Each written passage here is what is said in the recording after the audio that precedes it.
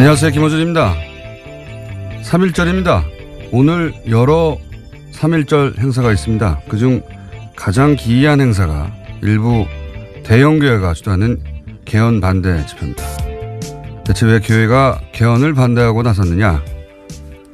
표면적으로 내세운 이유는 개헌으로 지방분권을 이뤄 고려연방제를 거쳐 한반도를 공산화하려는 현 정부의 기도를 저지하기 위해서.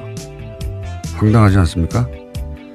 여기서 그치지 않습니다. 현 정부가 교회 모든 활동을 감시하고 선교, 전도, 구제할 때 정부에 일일이 보고를 해야 하며 목사님이 어디서 무엇을 타고 어디로 이동하고 어디서 밥을 먹었는지 정부에 보고해야 한다는 가짜뉴스를 요즘 돌리고 있습니다.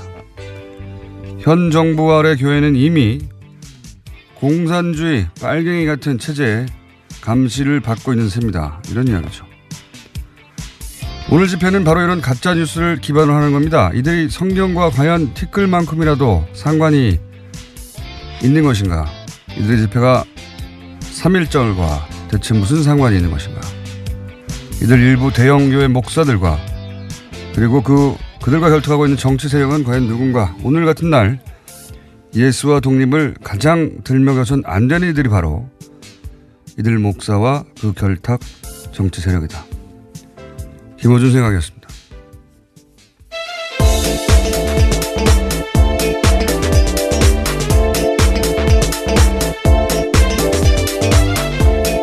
시사인의 김은지입니다.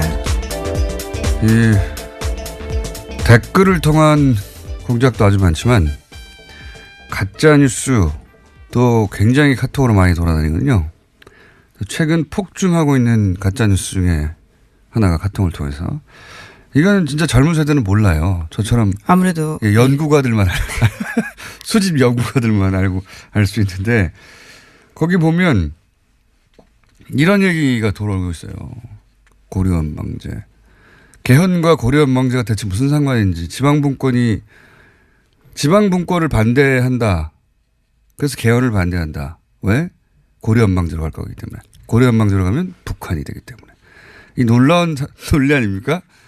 예, 이렇게 돌리고 있어요. 돌리고 있고 거기 보면 또 정부가 교회에서 세금을 걷기 위해서 교회 사람들을 다 경찰서로 부르고 있다. 계속해서 수시로 부를 것이고 앞으로도. 말도 안 되는 소리거든요. 예, 말도 안 되는 소리인데 이 끝에 보면 이거를 오늘 하루 100명에게 돌려라. 일종의 다단계 같은 방법인 건가요? 아, 대단합니다. 이것 때문에 오늘 대형 집회를 해요. 무슨 상관이 있습니까? 3.1절하고. 3.1절과 가장 먼 사람들이에요, 이분들이. 가장 먼 사람들. 그리고 제가 보기엔 성경과도 가장 먼 사람들입니다. 자, 오늘. 근데 자유한국당만 지방선거 동시개헌을 반대하지 나머지 모든 정당이 지금 찬성하고 있거든요. 이 교회와 자유한국당의 연결, 결탁 의심해 볼 만하다. 뜬금없잖아요. 교회가 처음에 저는 개헌 반대 해가지고 도대체 왜 교회가 개헌 반대를 할까 이해가 안 간다 싶었는데 연결 논리를 그렇게 만들었습니다. 개헌, 지방분권, 고려연방제, 공산주의, 적화. 대단한 논법입니다. 첫 번째 뉴스는 뭡니까? 네, 어제 이팔성 전 우리금융지주 회장의 메모에 대해서 말씀드린 바가 있는데요. 이명박 전 대통령 쪽에 돈을 건넨 정황이 쓰여 있다고 했습니다. 이명박 전 대통령 쪽에서도 이를 보충하는 기록이 나왔는데요. 이명박 전 대통령 재산관리인으로 지목됐던 이영배 씨와 이병모 씨가 작성한 금전 출납부입니다. 여기에도 2007년 8월 달에 억대의 현금이 들어온 정황이 쓰여 있는데 이명박 전 대통령이 한나라당 경선에서 승리한 뒤입니다. 출처가 불분명한 뭉칫돈이 여러 번 들어왔다라고 하는데 검찰은 이것을 추적하는 과정에서 이팔성 전 회장의 뇌물공여 정황도 확인한 겁니다. 그렇군요. 어쨌든 오늘 잘 모른 채 이 집회에 가시려고 하는 교인들도 계실 수 있잖아요. 왜냐하면 엄청나게 참석 독려를 하고 있거든요. 예. 목적은 이러하다는 거. 예. 목적이 이러하다는 걸 아시고 가실 분들은 가셔야 한다. 예. 그 목적에 동의하지 않으면 거기 엉뚱하게 태극기 들고 있는 인원으로 예, 동원되는 겁니다. 자, 이게 재밌어요. 앞뒤가 맞아요. 돈을 준 쪽에 빈망록하고 돈을 받은 쪽에 출납부하고 맞는다는 거 아닙니까? 네, 딱 들어맞는 거죠, 지금 상황이. 야, 근데 여기서 이제 돈을 받는 쪽은 저는 이 출납부를 기록하고 있다는 게 이해가 가요. 워낙 돈이 많이 들어왔을 테니까요, 여기서. 게다가 직접 그 관리하고 있던 그 MB 차명 회사들로부터 들어온 돈도 많지만 저는 그래서 이 기록들을 쓸 수밖에 없다고 생각해요. 도대체 어떤 돈이 어디서 들어왔는지 기록하지 않고 그 많은 갈래들을 어떻게 기록하겠어. 게다가 또 이렇게 사이드로 들어온 돈들. 예. 근데 준 사람은 이걸 왜 아직도 쏘고 있었을까요? 네, 그래서 압수수색 할 때요. 이것을 황급히 없애려고 했다고 합니다. 메모 찢어버리고 입안에 넣으려고 했는데 검찰이 제지했다라고 합니다. 이팔성 전 회장이요. 아, 잊어버렸구나. 그랬을 수도 있을 것 같고요. 너무 네. 오래돼가지고. 압수수색 당할 거라고 상상도 못했을 것 같습니다. 그리고 이게 벌써 10여 년 전에 메모고 그때 뭐 메모인지 일기장인지 비망록이라고 하니까 메모도 있고 비망록도 있다라고 합니다. 여기서 비망록이라고 하면 그 일기란 말이죠. 사실상 그럴듯하게 비망록이지. 어른들의 일기죠. 어른들의 일기. 자기 업무나 그 상황에 대한 뭐 한탄도 쓰여 있는데요. 돈을 받아 챙긴 것은 많으면서 해준 게 없다라는 취지의 섭섭함이 쓰여 있다라고 합니다. 비망록에는요.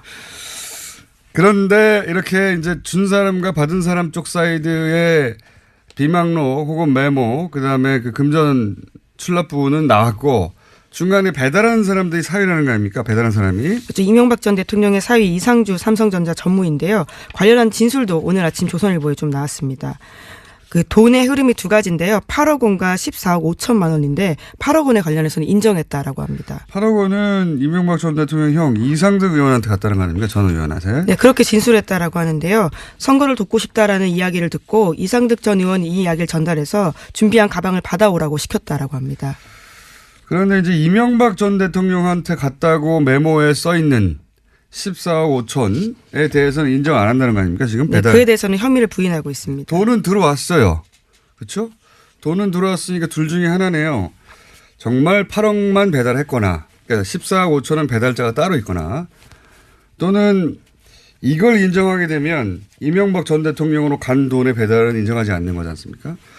그렇게 되면 이게 문제가 아니라 그 이후 다른 배달까지 다 본인에게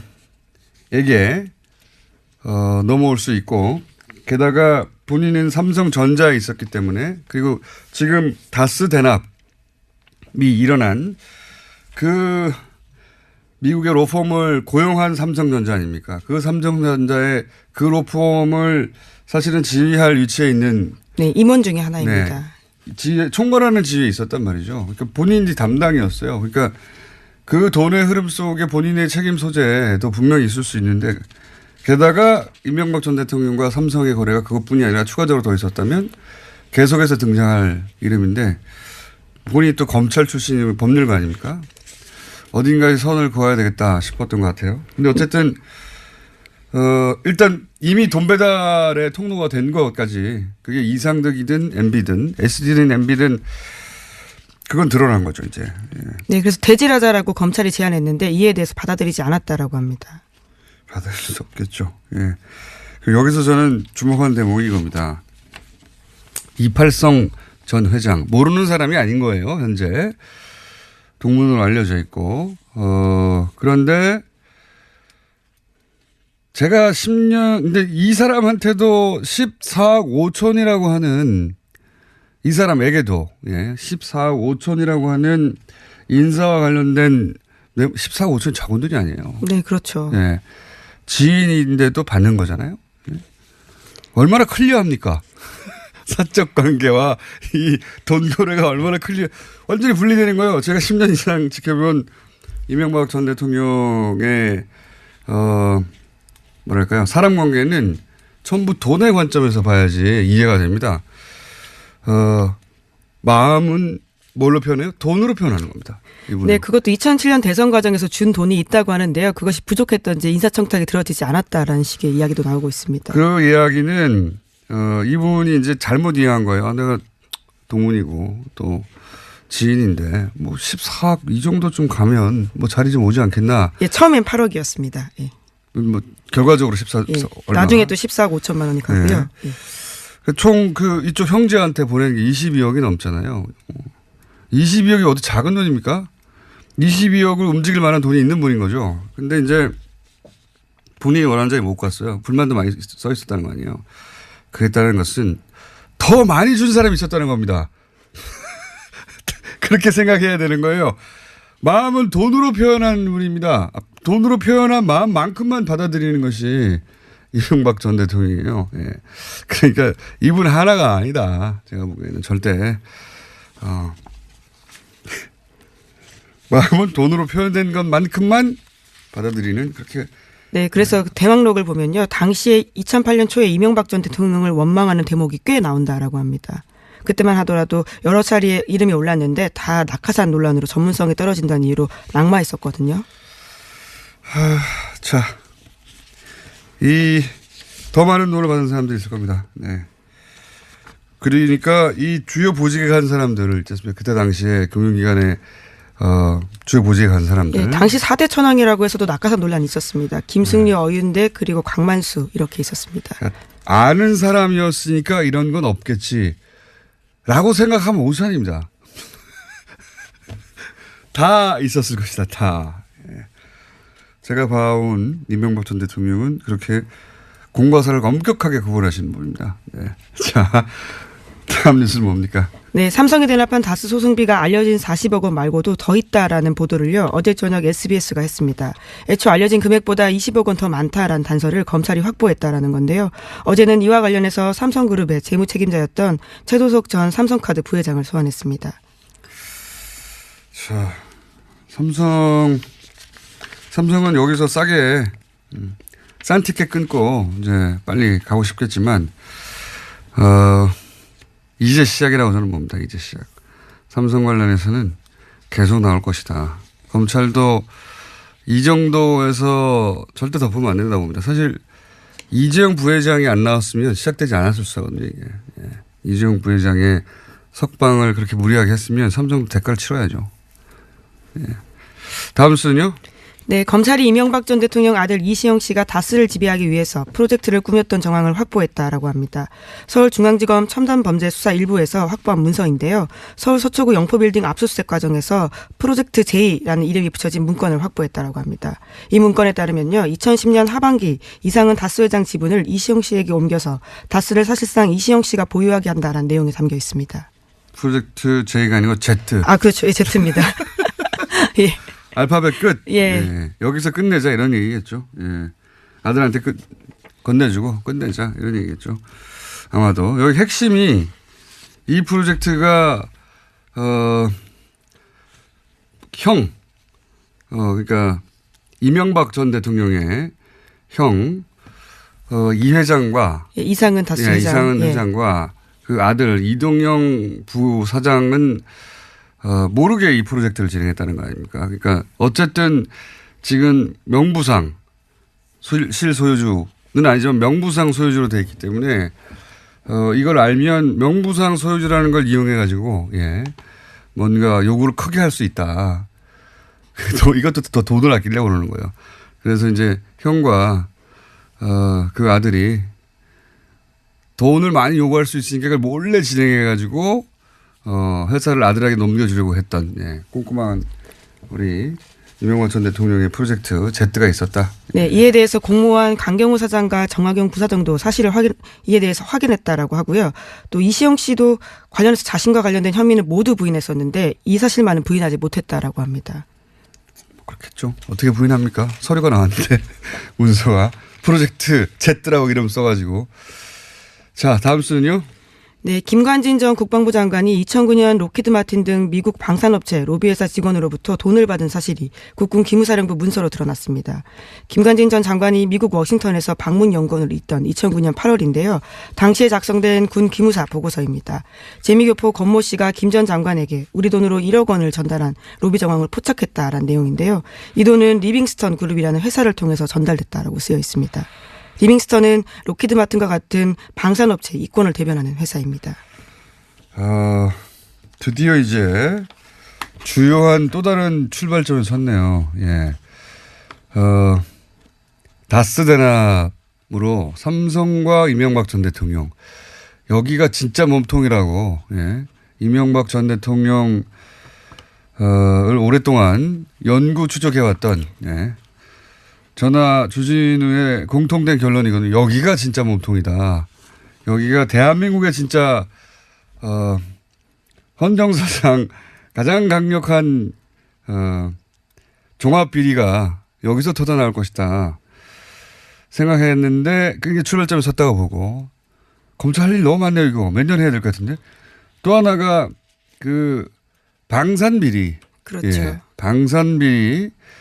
최근 몇 년간의 방산비리의 정점에 서 있다고 계속 거론됐던 분 중에 하나가 김관진 전 장관이거든요. 이분을 말도 안 되게 석방시킨 신광열 맞죠? 네, 신광열 수석 부장판사입니다. 네, 신광열 수석 부장판사님. 정말 말도 안 되게 석방시킨 신광열 수석 부장판사님은 이 김관진 전 국방장관의 뉴스가 나올 때부터 같이 거론하기로 저는 하겠습니다. 그에 대한 책임도 지셔야죠. 예, 물론 그때는 댓글과 관련된 혐의이긴 했는데요. 이번에 네. 추가로 혐의가 나온 겁니다. 어쨌든 이분이 그 안에서 수사를 받았으면 진작 나왔을 얘기가 지금에서 지금 그리고 안 나올 수도 있었어요. 제대로. 왜냐하면 김관진 전 장관이 로키드 마틴 장학생이었다는 얘기는 정말 오래전부터 있었던 얘기입니다. 굉장히 구체적이었어요. 그러니까 미국에 가 있었단 말이죠. 당시에. 2009년입니까? 예, 9년입니다. 9년입니까? 예, 합참 의장을 끝내고요. 미국의 예. 방문 연구원으로 갔습니다. 그때 가 있을 때 1년인가 가 있었을 거예요. 네, 그리고 나서 국방부 장관이 되거든요. 그렇죠. 예, 이명박 정부의 국방부 장관 이 되죠. 네, 4년이나 했습니다. 그리고 나서 또 박근혜 정부로 계속 이어져 가지고 그 군 라인의 최고 정점까지. 네, 나중에 청와대 국가안보실장까지 네. 하고요. 근데 이제 그때 뭐 밥값, 아파트값, 뭐 골프, 일책 모든 비용을 다 돈을 대줬는데 그 돈을 대준 회사가 바로 로키드 마틴이다. 예. 네, 로키드 마틴과 관련되어 있는 회사라고 아직까지 나와 있는 상황인데요. 네. 그 끝에는 로키드 마틴이 있을 거라고 보이긴 합니다. 그렇죠. 그 앞에 예. 껴있는 로비 업체는 로비 업체가 누군가를 대행하는 거지 자기들이 자기 이익을 챙기는 게 아니거든요. 그 뒤에 로키드 마틴이 있다. 로키드 마틴은 여기서는 이제 뭐 굴지에 KBS는 방산업체라고 했는데 굴지가 아니고요. 끝판왕입니다. 끝판왕. 예. 끝판왕이고 로키드 마틴은 미국 본토에 있는 그 50개 주 전부를 다 후원합니다. 예. 그래서 왜냐하면 이 로키드 마틴의 방식인데 회사를 예를 들어서 보통 한두 주, 서너 주, 본사가 한 주에 있다면 그렇게 하잖아요. 로키드 마틴의 방식은 모든 주에 다 지사를 둔다는 거예요. 50개 중에 47개인가 8개인가의 지사가 있어요. 다. 그리고 그런 식으로 해서 그 주의 모든 정치인과 엮이게 만드는 로키드만의 방식입니다. 그렇게 해서 미 의회를 장악하는 거죠. 예. 지난 10년간 무기 수입 1위. 예. 국가가 우리나라였는데 로키드 마틴이 놔뒀을 리가 없죠. 이 사람을. 그래서 1억 이야기는 끊임없이 나왔는데 이제 다시 이게 공식적으로 거론을 못했어요. 네. 기무사 사령부 문건으로 나온 거라서요. 군 기무사는 군의 국정과 같은 기능을 하고 있는 곳입니다. 그렇기 때문에 문서와 관련해서는 굉장히 공신력이 있다고 볼 수 있고요. 또 김관진 전 장관도 이에 대해서 인정했습니다. KBS 취재진과 만나서 자신이 받은 바는 있지만 갚았다라고 주장하고 그렇죠. 있습니다. 갚은 게 이 기무사 문건이 내부적으로 문제가 돼서 장관이 되는데 걸림돌이 된다고 하자 갚은 거죠. 갚은 건지 어떻게 하는 건지 모르겠습니다만 하여튼 돈을 얼마나 입금했다고 하고 이게 이제 이 기무사의 문건이 드디어 나와서 제가 이 얘기를 할 수 있게 된 겁니다. 이건 오래된 얘기예요. 예, 오래된 얘기고 그래서 로키드 마틴과 최순실과 사드 배치 직전에 만나고 하는 얘기가 그래서 연결돼서 나온 거거든요. 예. 연결고리가 있다. 이거 굉장히 굵직한 덩어리가 또 이제 시작되는 기점에 서 있다. 예, 그렇게 봅니다. 삼성과 함께 방산비리 역시 대단한 복마전의 영역이죠. 예. 김선 문건이 나왔다. 석방시킨 수석 부장판사 성함이 어떻게 된다고 그러죠? 네, 신광열 부장판사입니다. 다음 뉴스는요.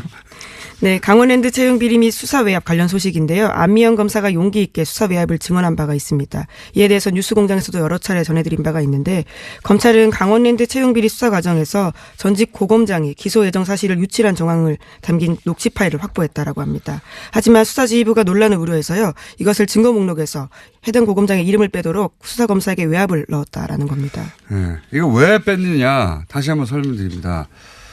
거기에 현 법사위원장인 권성동 자유한국당 의원과 그리고 이 채용 비리의 현장의 몸통이죠. 청탁자가 아니라 채용을 시켜준 최흥집 전 강원랜드 사장 변호인과 100차례 이상 통화했다는 겁니다. 100차례 이상. 예.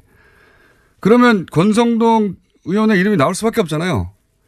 그것도 그 통화가 대포폰으로 그 통화 내용 중에 보면 또 권성동 의원의 이름이 계속 나옵니다. 거기 보면은 이 사건이 이제 계속 진행이 되니까 예, 이에 대해서 물어봤냐라는 식의 그렇죠. 확인을 서로 하고 있습니다. 그다음에 뭐 춘천지검 통해서 세게 챙겨야 한다. 뭐 권성동 의원에게도 세게 챙겨달라고 했다. 뭐 이런 거.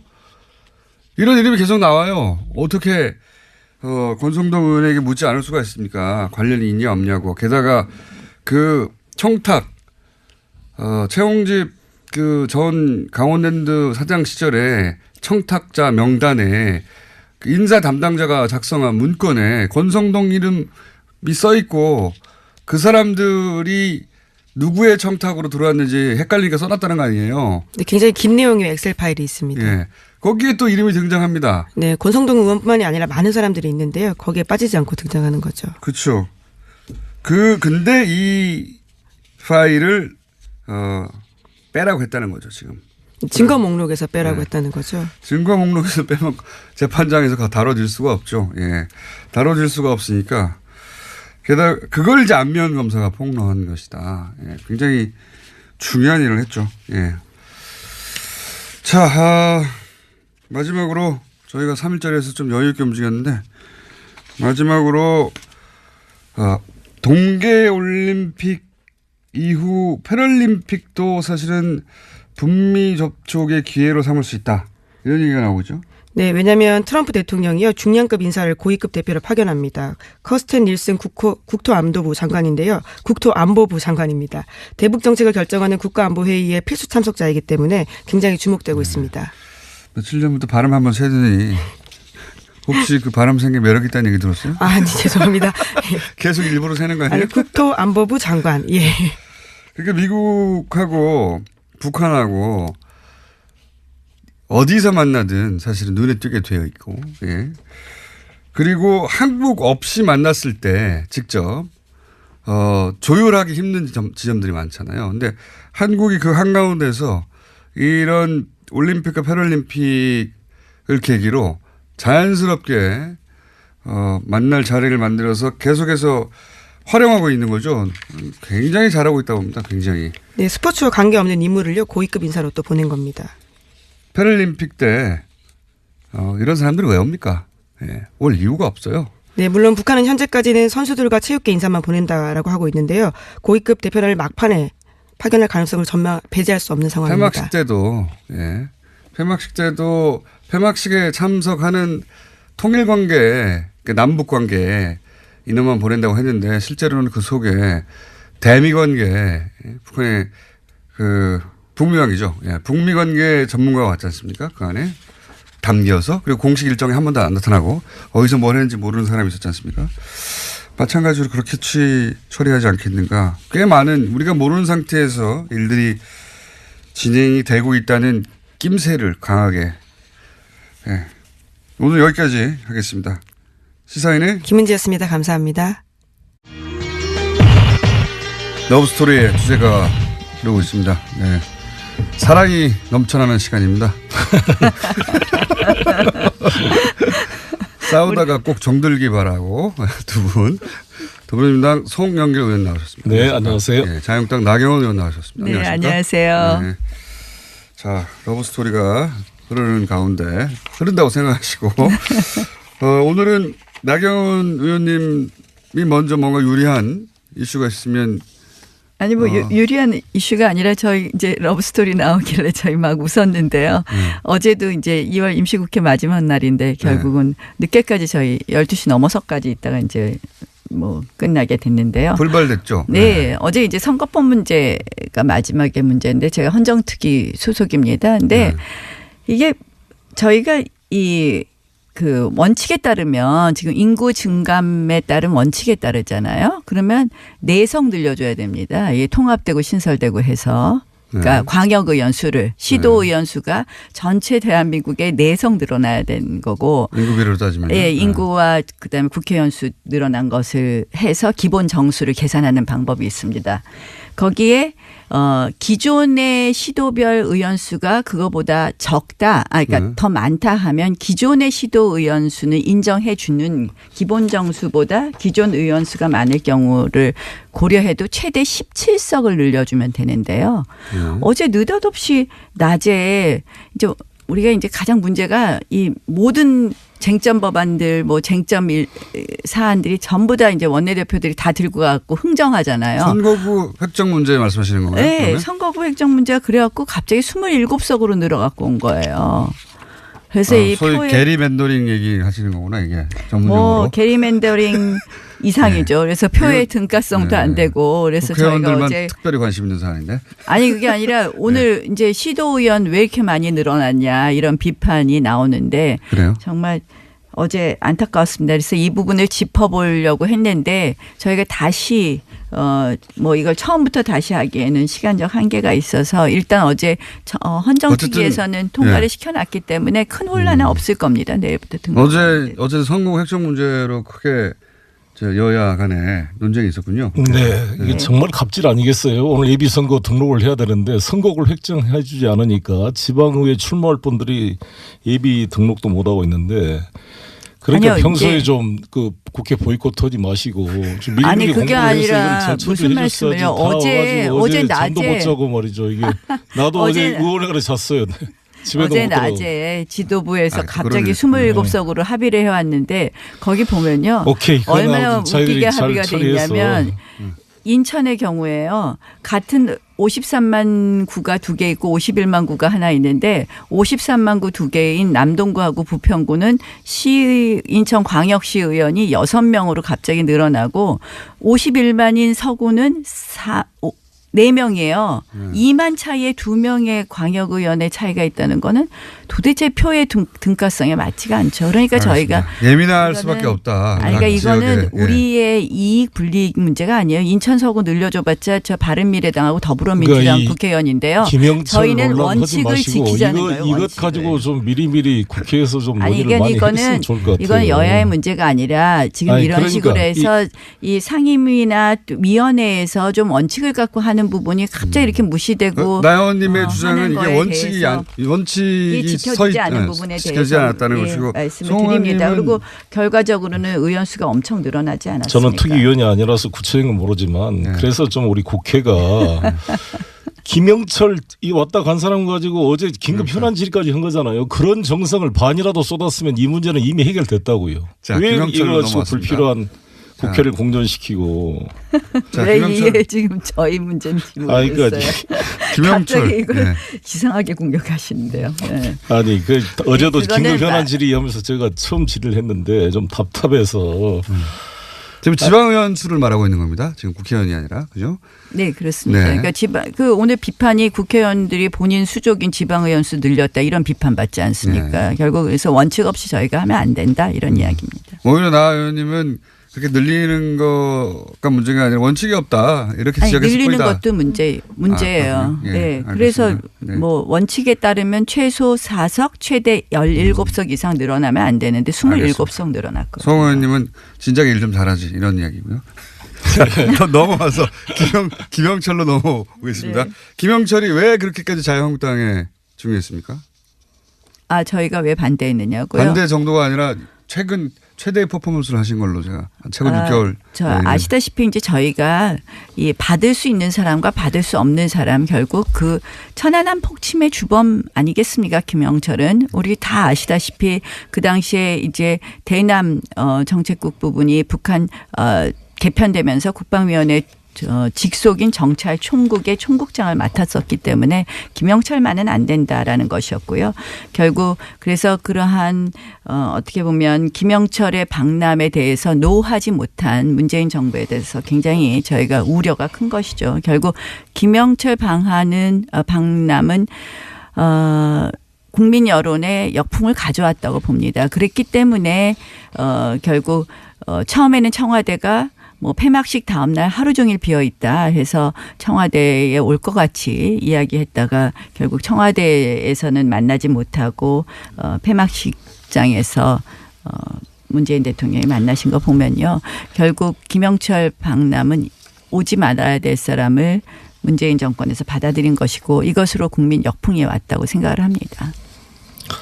저런 식으로 접근하면 남북 문제를 해결할 수가 없어요. 저 태영호 공수하고도 제가 통화를 해봤더니 이렇게 누구를 가리는 것은 적절치가 않다는 지적입니다. 대북 아니요. 전문가들 누가 이야기하듯이. 그리고 박근혜 정부가 했을 때도 똑같이 했잖아요. 2014년 10월에 그거 김영철이 군사회담에 나왔는데 군사회담에서 그런 문제를 제기했어야지. 이 올림픽이라는 것은 아니죠. 전쟁하는 상황에서도 전쟁을 중단하고 회담의 당사자하고요. 바라는 게 그다음에 올림픽인 거 우리가 아니겠습니까? 손님으로 오는 건 그리고 다르다는 겁니다. 황병선은 연안함 폭침의 주범이라고 지적했던 사람 아닙니까? 회담의 당사자하고 그분은 아예 군복을 입고 왔어요. 2014년 10월. 황병선은 나중에 황병서 최영애는 아예 군복을 입고 왔잖아요. 황병선은. 그리고 김무성 대표 그때 그 만나신 그 사진을 어제 제가 올려봤는데 네, 너무 봤습니다. 환한 웃음으로 화기애애하게 대화를 하고 계시던데.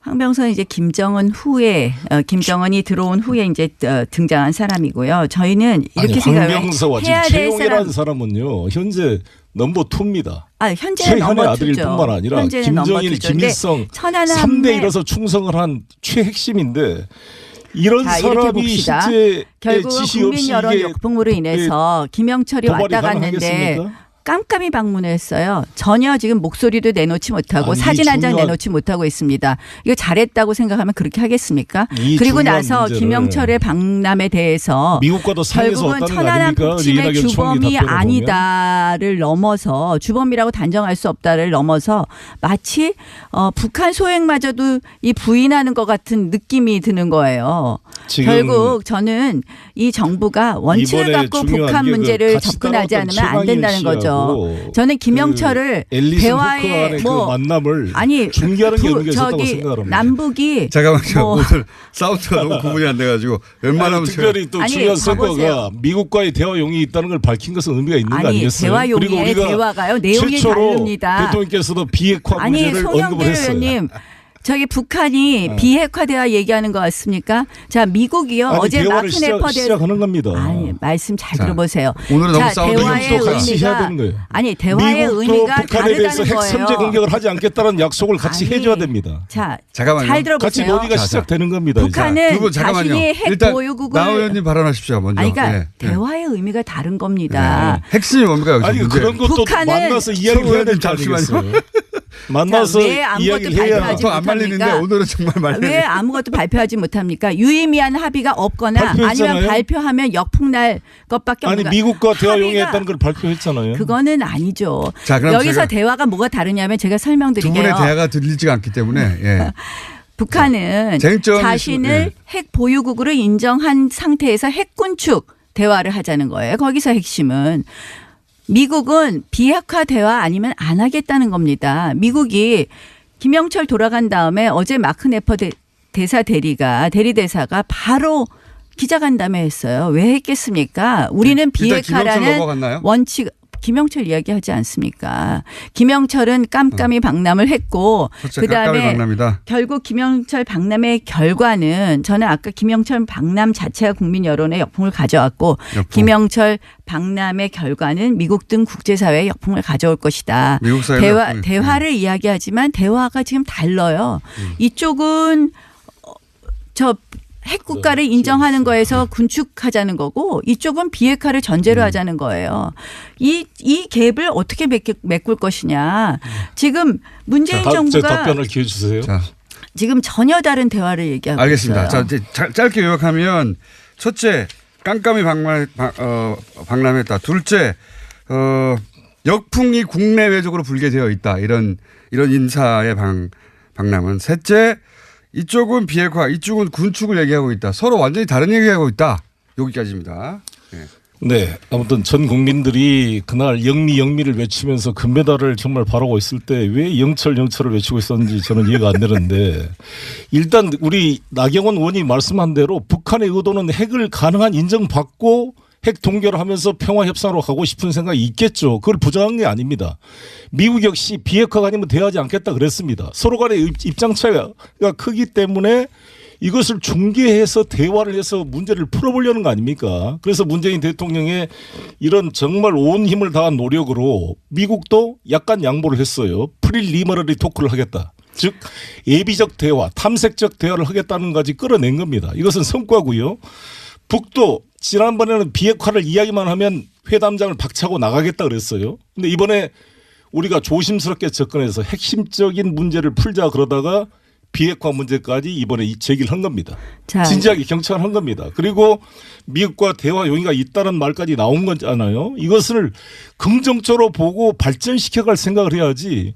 아니 서로 생각이 다르니까 대화를 하는 거지 똑같은 입장이면 무슨 대화의 필요가 있습니까? 대화의 목표가 다르기 때문에 안 된다는 목표를 것이고요. 중지하고 만들어내지 않으면 전쟁으로 가자는 것입니까? 이 한반도에 지금 서로 간에 부딪히는 치킨 게임을 하고 있는데. 아니 대화를 하지 말자는 거 아니에요. 미국과 대화, 남북 간의 대화를 하긴 해야 되겠죠. 그런데 그렇죠. 지금 원칙이 전혀 다른데 문재인 정부가 운전대에 앉았다고 하면서 억지로 이 둘이 대화할 수 있는 조건을 잘못 만들면 저는 지금 잘 만들어가고 있잖아요. 가장 큰 문제가 뭐냐. 결국 미국한테만 안심시킬 수 있는 비핵화 대화가 아니죠. 결국 핵 동결 수준에서 대화를 마무리했을 때 그 핵은 한국에서는 왜 이렇게 전제하고 말씀하세요? 지금 그렇게 의도가 불거진다니까요. 아니 논의를 해가고 있잖아요. 첫술에 배부른 게 아니잖아요. 이걸 단계적으로 그러니까 비핵화는 말도 못 꺼내게 하고 비핵화 문제는 남쪽과 대화할 주제도 아니다고 통미봉남의 입장이었습니다. 북이 그동안. 그런데 지금 문재인 대통령과 상의하고 같이 비핵화를 이야기하고 오죽 북한이 급하면 상의하겠습니까? 아니, 그러니까 오죽 대북 제재로 인해서 북한이 괴로우면 그렇게 하겠습니까? 아니, 그런데 이러한 단추를 아니죠. 이러한 단추를 잘못 끼워갖고 결국은 이번에 평창올림픽 어떻게 됐습니까? 처음에 대북 제재에 대해서 구멍 내다가 마지막에 김영철 박람 구멍 마식령 스키장에 간 게 대북 제재 위반 아닙니까? 이게 무슨 위반입니까?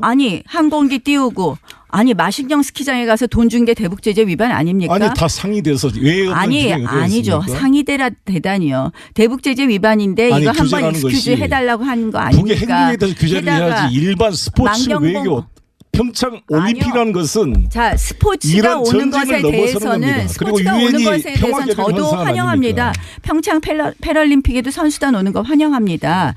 스포츠를 갖다가 정치회장으로 악용한 부분에 대해서 말하는 겁니다. 무슨 정치를 악용해요?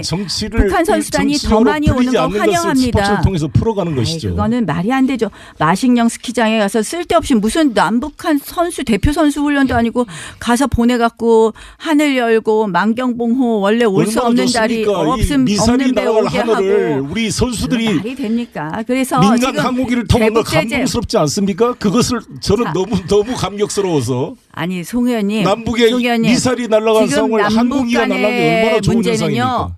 감동과 감격으로 풀 문제가 아닙니다. 그런 낭만적 민족주의로는요.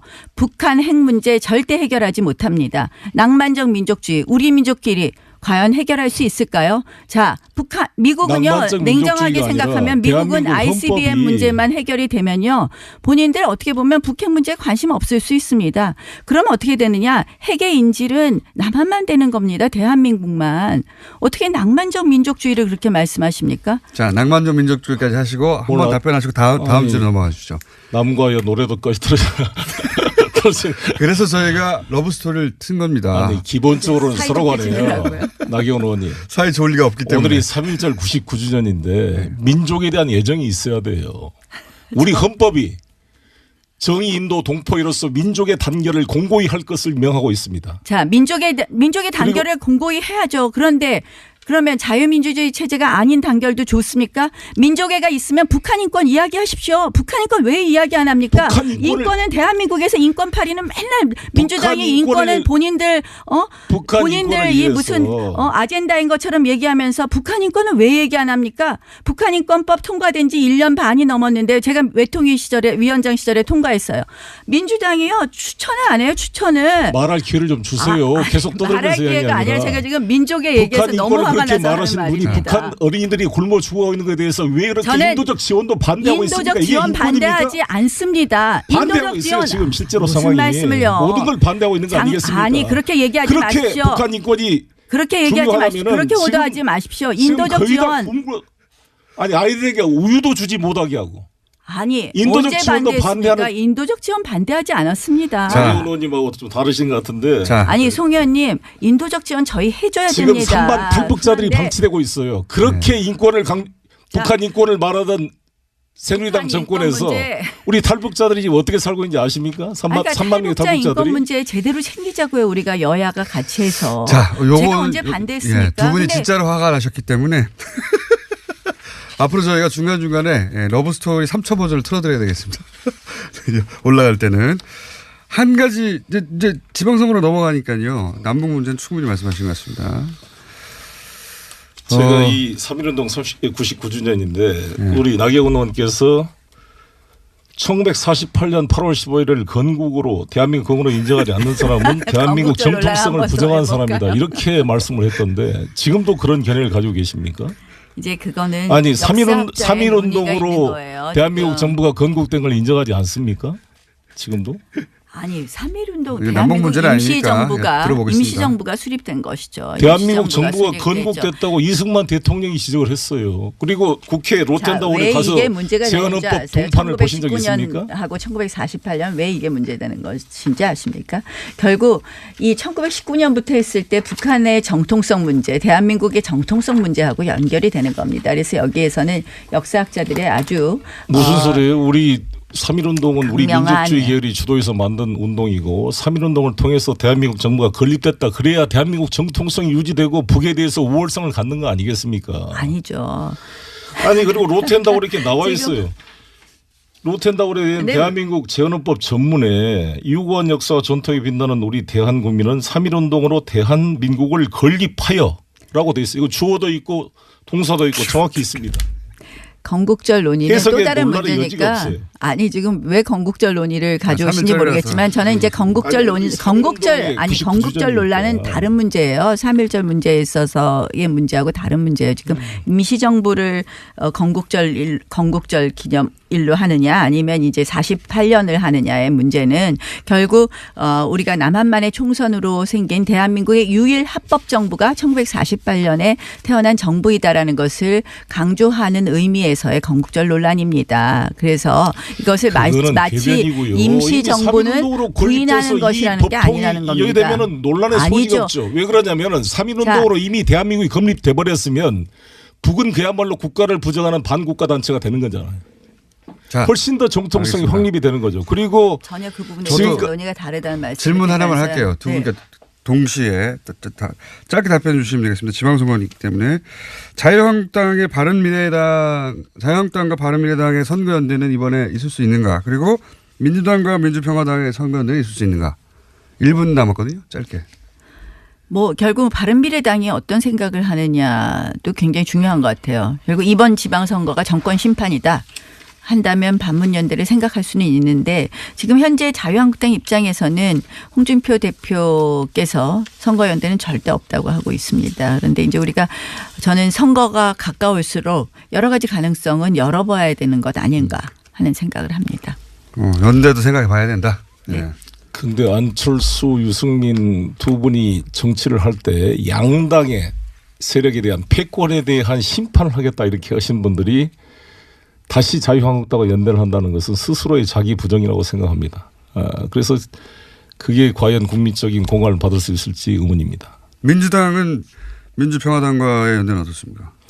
우리야 일관되게 공동의 가치를 가지면 연대할 수 있다는 입장을 가지고 있죠. 그러나 현재 우리 당의 입장은 우리 힘으로 국민과의 관계 속에서 투명하게 나아갈 것이라고 생각합니다. 알겠습니다. 오늘 두 분이 진짜 화가 나셔가지고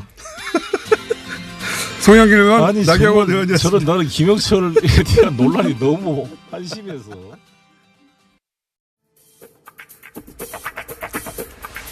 정치 구단주 박지원 의원 나오셨습니다. 민주평화당이죠. 평화민주당, 민주평화당 헷갈립니다 계속. 다 알아듣는데 공장장 지능이 낮습니다. 자, 오늘 어디서부터 시작할까요? 항상 나오시기 직전에 페이스북에다가 제가 페이스북을 안 해가지고 잘 모르는데 저희 작가들이 알려줘요. 오늘도 나가는데 공동교섭단체 구성 이야기, 한국당 밤이당 어쩌고 저쩌고 김영철 이야기 예상됩니다. 그리고 또 틀림없이 안철수 대표 얘기할 텐데. 그건 뭐 저 공장장의 단골 메뉴이기 때문에 저는 절대 답변 안 합니다. 이제 안철수 얘기하기는 틀렸어요. 지났어요. 틀렸어요. 하실 것이면서. 어쨌든 어제가 바로 저희 노회찬 대표가 나오신 날이라 가지고 이렇게 얘기하시더라고요. 정중하게 검토해보겠다. 거기는 이제 의사결정 구조가 의원들만 결정하면 되는 게 아니니까 쉽지가 않은 거죠. 그쪽도. 그렇죠. 예. 쉽지가 않은 건데 민주평화당에서 먼저 나온 얘기지 않습니까? 일부 의원들을 통해서. 그죠? 어떤 이야기가 오갔어요? 저는 뭐 구체적으로 잘 몰랐고 정동영 의원이 저한테 찾아와서 그러한 얘기를 했습니다. 그래서 저는 좀 심각하게 생각해 보자. 그때 우리가 창당 바로 했는데 우리가 왜 창당을 했느냐. 정체성과 가치관 때문에 했는데 만약 정의당과 우리가 정치성이 맞는가. 우리는 고집합이 있는 부분도 있겠죠. 우리는 중도 개혁이고 거기는 진보다. 그리고 우리의 가치관은 목표는 대중정당이기 때문에 집권에 있고 정의당은 굉장히 가치관, 이념을 중시하는 정당인데. 거기도 집권에 있습니다. 목표는. 좀 집권 얘기는 하지만은 뭐 우리 민주평화당이나 정의당이나 집권하려면 요원하죠. 그래서 여러 가지 얘기를 했는데 이제 결론적으로 보면은 우리 당 의원들은 원내 교섭단체가 아니니까 굉장히 국회 그렇죠. 의정 활동하는데 서러움을 받아요. 원내 교섭단체가 되는 것이 왜 중요한지 이 일반인들에게 좀 설명해 주십시오. 간단하게. 잘 모르거든요. 국회의원 안 해보면. 첫째는 모든 의사 일정의 결정은 원내 대표 간에 합의가 돼야 됩니다. 그러니까요. 그러니까 그 논의의 대상에 못 들어가고. 그래서 국회 운영에 전혀 참여의 길이 없는 거예요. 그러니까 모르는 채 일정에 끌려다녀야 되는 그렇죠. 거죠. 모르는 채 전혀. 그리고 또 상임위 본위로 국회가 운영되는데 상임위에서 원내 교섭단체 대표들만 간사로 참여한단 말이에요. 그러니까 17개 상임위에서 전혀 상임위 할 때도 관계가 안 돼요. 그러니까 뭐 주제도 정할 수 없고 일정도 정할 수 없고. 맨 처음에 정의당과 우리 민주평화당의 공동교섭단체 구성할 때 그렇게 하면은 국고보조가 연 51억이 더 나옵니다. 만약에 그런 교섭단체가 되면. 그렇기 때문에 지금 각 정당의 재정이 아주 어려우니까 네. 우리가 국고보조도 받을 수 있고 네, 그런 그렇게 이득도 있고, 국회 운영도 할 수 있다. 운영도 참여할 수 있다. 예, 그래서 제가 한 얘기는 그거예요. 네. 우리가 당당해야지. 과거 정치가 아니다. 국민들이 국민의 혈세 51억을 같은 당도 아니고 다른 당이 공동교섭단체를 만들어가지고 더 받는다고 하면은 얼마나 많은 비난이 따라오겠느냐. 응원도 그리고 있을 수 있습니다. 예, 그리고 정반대로. 중앙선관위에 문의를 해보자. 네. 그게 당장에 문의를 해보니까 공동교섭단체를 구성하더라도 전례가 없지 않습니까? 정당이 다르면은 네. 국고보조가 안 나와요. 그러니까 조금 사실상 좀 주춤했던 건데. 아, 그렇구나. 그런 이유도 있군요. 지금 예. 뭐 제가 어제 예. 김영철 방남 이 북한 사람들 한국 온 것에 대해서 네. 현안 질의를 했어요. 예. 그런데 한 3시간 전에 합의를 해가지고 장병원 원내대표가 우리 당에서는 한 사람이니까 예. 뭐 나갈 사람 없으니까 좀 해달라. 예. 그래서 평소 실력으로 나간 거예요. 저는 대북 실력이 있잖아요. 그렇지만 전문가시죠. 예. 어제 저녁 이렇게 뉴스를 보니까 예. 어떤 방송국은 네. 전부 2사람, 4사람 하는데 우리는 빼더라고요. 그게 그리고 예, 맞습니다. 이 한국당 예. 여기는 2사람, 3사람 하는데 3사람 멘트를 쓰더라고요. 그래서 야 아직도 저런 편집을 하는구나 했는데 그러한 것에 굉장히 서름을 받아요. 그렇죠. 맞습니다. 그렇기 때문에 언론도 예. 언론도 기본적으로 교섭단체가 아니면 일정도 조절 못하죠. 주제도 조절 못하고 그냥 부르면 가고 그리고 뭘 이야기할지는 가서 알게 되는 비교섭단체에 대해서는 보도도 잘 안 해요. 안 하죠. 예. 예. 그렇기 때문에 그러한 것을 해결하는 의정활동을 하기 위해서는 그런 필요성이 있습니다. 그런 필요성이 그렇지만 있죠. 아직도 예. 우리가 과연 정치선거 가치관을 무시한 채 해야 되는가 이렇게 되니까 우리 당에서 결과적으로 박지원이만 반대하는 것으로 돼 있어요. 그러니까 지금 대표님은 그 전반적인 분위기는 필요가 있다는데 대표님은 야 이건 좀 고민해 봐야 된다. 유보적인 스탠스이시군요. 그리고 정치인데 예. 이러한 것을 하기 위해서는 첫째 예. 대국민 설득이 필요합니다. 예. 그리고 그렇죠. 오늘 아침에 이런 질문도 해 주신 게 예. 우리가 설득하는데 평가를 할 거예요. 예. 듣고 이제 그리고 사람들이 평가하겠죠. 더 중요한 것은 정의당은 방금 말씀하셨지만은 의원들의 생각보다는 전당원 투표를 하거든요. 거기에서 어떤 결과를 나올까를 모르니까 조금 더 대화를 해보자. 좀 더 고민해보자. 이런 거예요. 같이 그러나 고민을 많이 저는- 해봐야 되겠죠. 예, 그러나 예. 가장 좋은 것은 문재인 대통령이 좋을 거예요.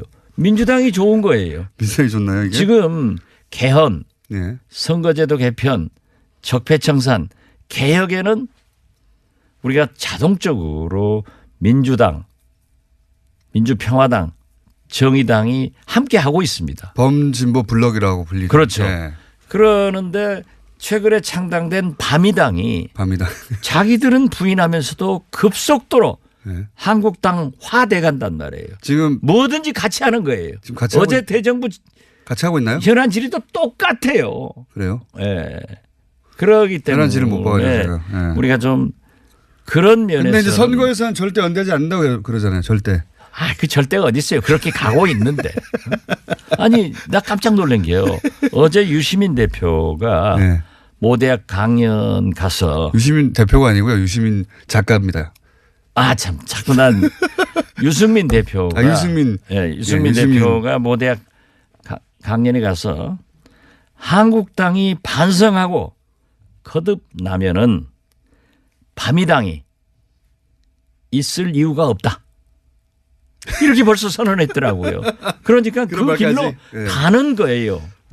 반성하고 거듭나면은 바미당이 존재할 필요가 없다. 반성과 거듭의 기준이 있나요?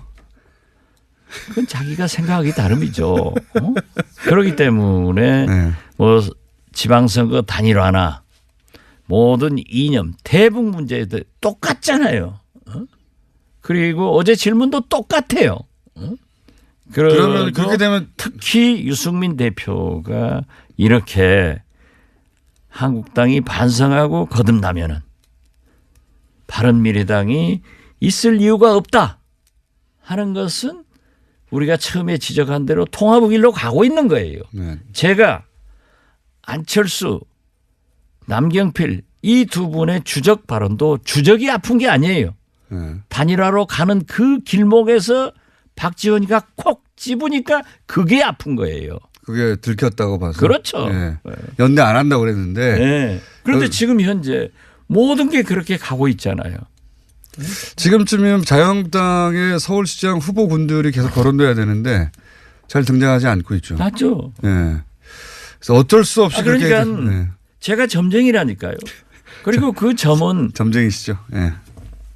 근거에 의해서 한 거예요. 예. 정보에 의해서. 예. 예. 정보와 첩보에 의해서. 그러면 결국 안철수 대표가 자유한국당과 바른미래당의 어떤 새로운 결합체 속에 들어갈 수 있겠네요. 그래서 그건 내가 아직 그러면 또 그렇게 했다가 안철수 대표는 고소를 좋아하잖아요. 또 고소하니까 저는 모르겠어요. 그렇게 하면은 저는 아 그러구나 이렇게 참 좋은 이해를 하겠습니다. 좋은 이해를. 네. 그래서 저는 그래요. 네. 이렇게 유승민 대표가 한국당이 반성하고 거듭나면 바른미래당이 반미당이 존재할 이유가 없다라고 네. 했으면은 우리 박주선, 네. 김동철, 주승용, 권은희 이런 분들은 김관영 의원이요. 특히. 김관영 예. 죽어도 한국당하고 척결의 대상이기 때문에 같이 안 한다 했는데 이러한 얘기를 듣고도 아무 말씀 안 하고 있는 그분들이 앞으로 저는 우리 민평당으로 오실 거다. 그러니까 저는 지금 이 순간에도 그분들 비난하지 않습니다. 올 거예요. 올 것이다. 그런 시점이 아니, 되면. 어떻게 지금 보세요. 박주선 의원 선거구에서는 구청장, 광역기초위원들이 다 탈당해서 그렇습니까? 주승용 의원 선거구도 다 탈당하고 김관영 의원 선거구도 마찬가지고 그렇게 하고 있는데 거기 어떻게 남아 있겠어요? 정치인이. 굉장히 어려움에 처해 있다고요. 게다가 또 이런 발언까지 나오고. 거기다 이런 발언이 나오는데 그걸 그분들이 몰랐잖아요. 속았잖아요. 그렇기 때문에 아 이건 잘못이다 하고 지적을 하고 빨리 움직여주면은 자동적으로 우리도 원내교섭단체가 되고 또 그런다고 해서 뭐 정의당하고 함께 안 한다 이게 아니에요. 우리도 좀 심사숙고해서 생각을 해야지. 그래서 제가 얘기를 했어요. 지금 이게 공동 예. 교섭단체가 되면 교섭단체가 된다는 게 합당한다는 건 아니니까. 아니죠. 예. 아니지만 개별 사안에 따라서. 아니지만은 과거 예. 이해창 선진당과 예. 문국현 창조한국당이 그런 기형적인 원내 교섭단체를 구성해 가지고 결국 두 곳 다 실패를 했단 말이에요. 예. 지금 현재는 아마 우리가 의석이 그래도 많으니까 장병환 원내대표가 하다가 예. 이제 또 6개월 뭐 1년 후에는 정의당 원내대표가 하면은 예. 완전히 다릅거든요. 공통점도 있다니까요.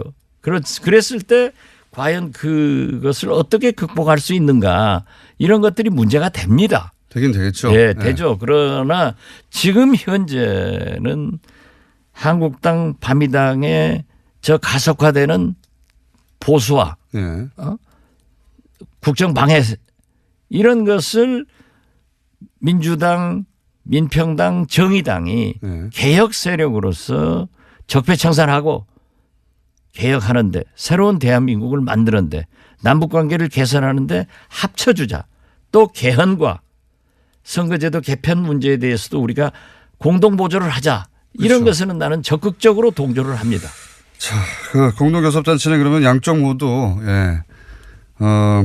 깊이 논의해 보는 것으로. 예. 그렇죠. 예. 그러니까 저만 하더라도 예. 오늘 만약 이 방송을 우리 민주평화당 의원들이 들으면은 특히 조배숙 대표나 장병환 대표 예. 제일 좋아할 것은 아마 정동영 의원이 들으면은 굉장히 좋아할 거예요. 아, 박지원 대표도 마음이 바뀌고 있구나. 아, 처음에는 좀 더 강하게 반대하셨군요. 아, 난 절대 안 된다. 처음에는. 이걸 네. 설득해야 된다. 네. 그리고 어떻게 우리가 국고보조 더 받으려고 그런 짓을 안 하냐. 국가부조가 세워서는 아닌 것 같아요. 지금 보니까. 네, 그러면은 바로 근데 역풍 그거는 맞죠. 다행히 오히려 오히려 국가부조가 잘 됐어요. 없으니까 예, 더 잘 된 그러니까 거죠. 예. 국민들이 이러한 것을 필요하냐 아니냐만 지금 따지면 현재 되니까.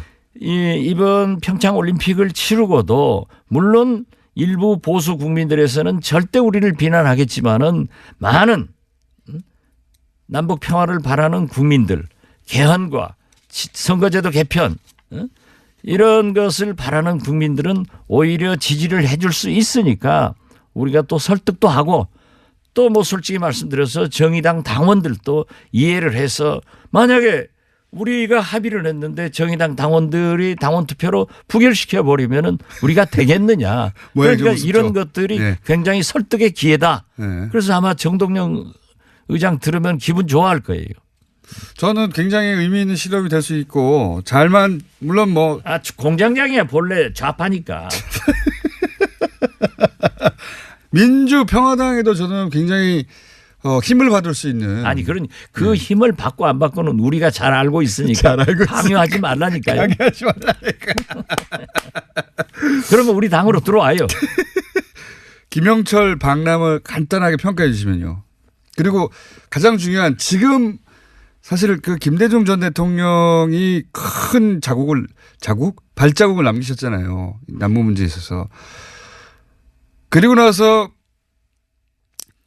노무현 대통령 때 한 번 기회가 있었고 그 10년간은 뭐 전혀 다 망가진 채였다가 다시 세 번째 기회가 오고 있는 것 같은데 김영철 박람 자체는 사실 중요한 거 아닌 것 같아요. 누가 왔든 간에. 아, 그것도 굉장히 중요합니다. 그렇습니까? 왜냐하면은 예. 지금 어느 정도 와 있다고 보십니까? 평가를 해 주시죠. 김영철, 예. 최희 예. 이런 분들은 미국 정부의 제재 대상도 되지만은 더 큰 유엔 안보리 제재 대상 인물이에요. 그렇죠.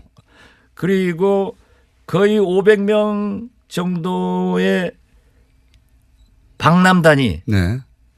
우리 박람을 했지 않습니까? 예. 그러한 것은 안보리 미국의 제재 대상입니다. 미국이 다 근데 허용해 줬다는 그런데 거니까? 그것을 예. 저는 문재인 대통령 이 정부가 미국을 잘 이해해 가지고 협력 속에서 이루어진 거기 때문에 예. 상당히 의미가 있다. 그 자체로 예. 저는 그렇게 봅니다. 그런데요. 그렇게 말씀하시니까 그러네요. 제가 예. 어제 그 국회 현안 질의에서도 얘기를 했지만은 사실 역대 보수 정권에서 훨씬 남북관계 개선을 위해서 역사적으로 잘했습니다. 예. 제가 노태우 정권 때 북방 외교. 제가 예. 그 실력 없으면 제 말을 들으라니까요. 자꾸 그렇게 하면은 방송이 송영길 나경원 방송돼. 이게 들리는 게 아니라 소음만 나 소음.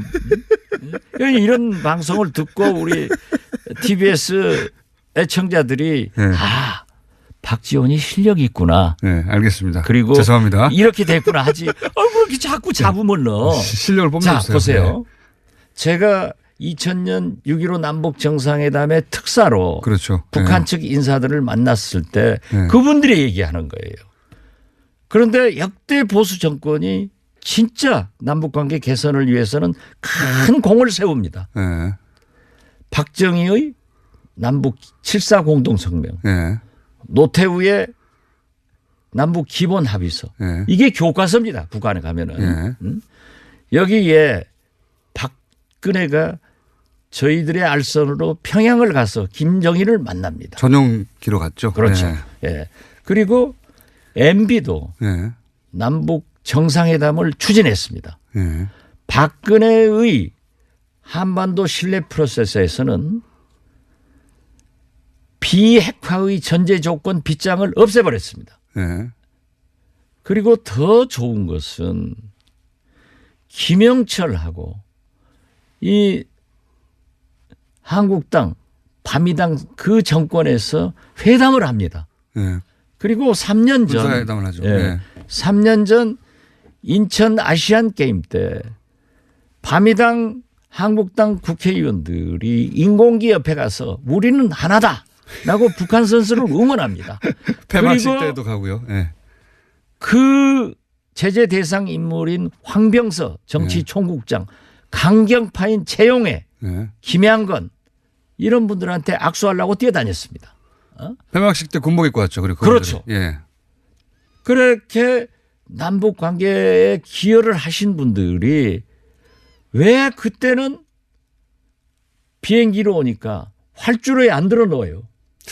왜 그때는 체포하지 않고 사살 안 시켰어요?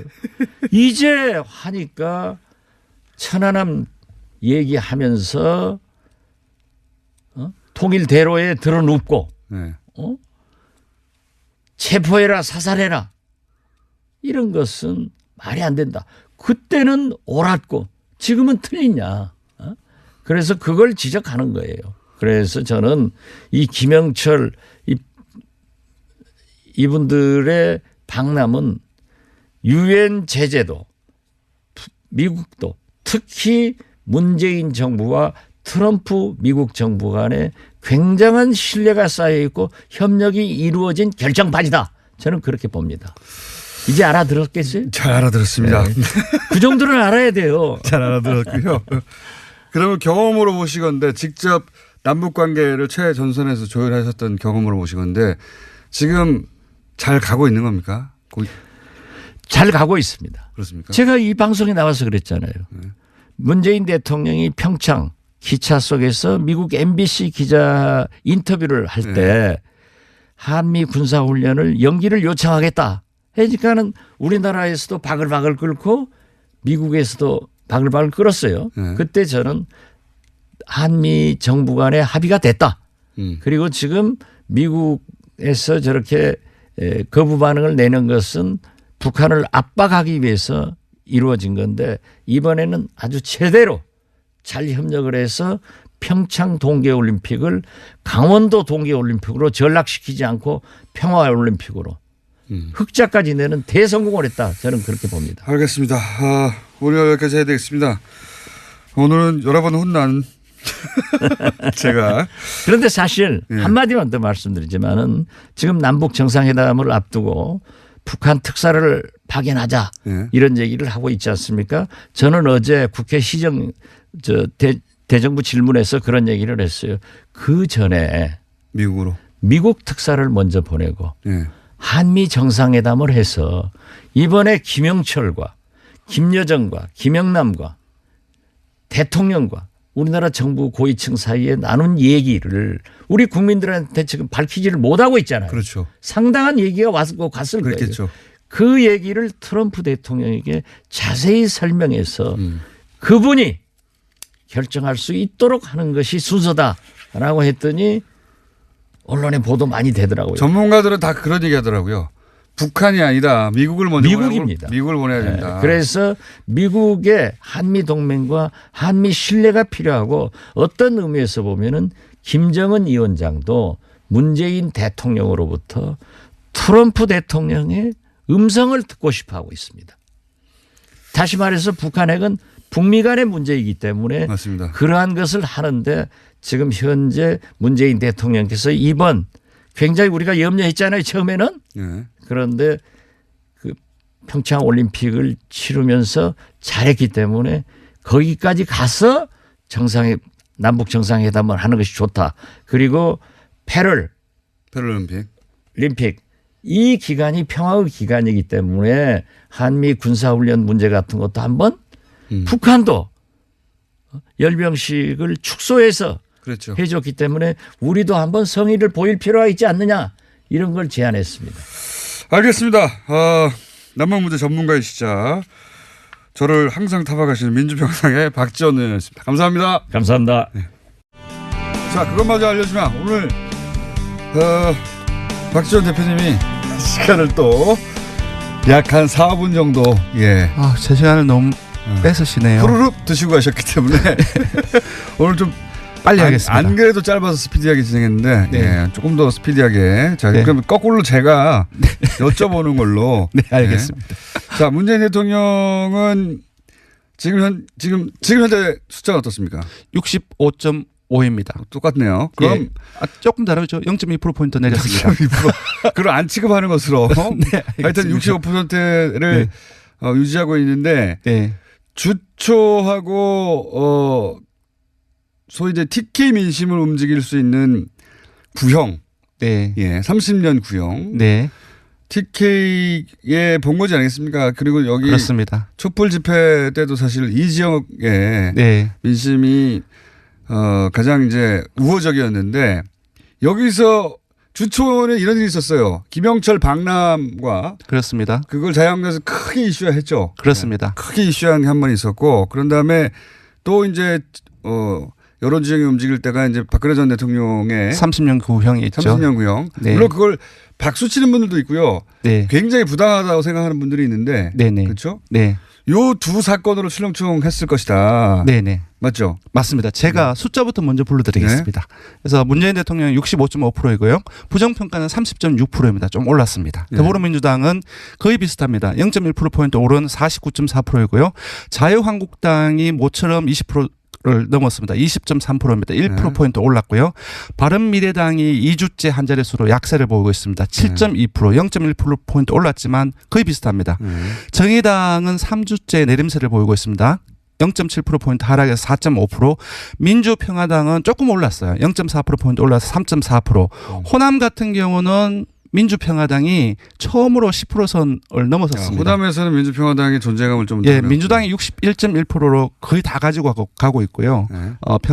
평화당이 11.4%, 바른미래당이 계속 약세를 보이고 있습니다. 4.7%입니다. 자, 보시면은 바른미래당은 네. 더블 스코어로 평화민주당이 지고 있네요. 네. 민주평화당이 참. 변화가 거의 없는데 네.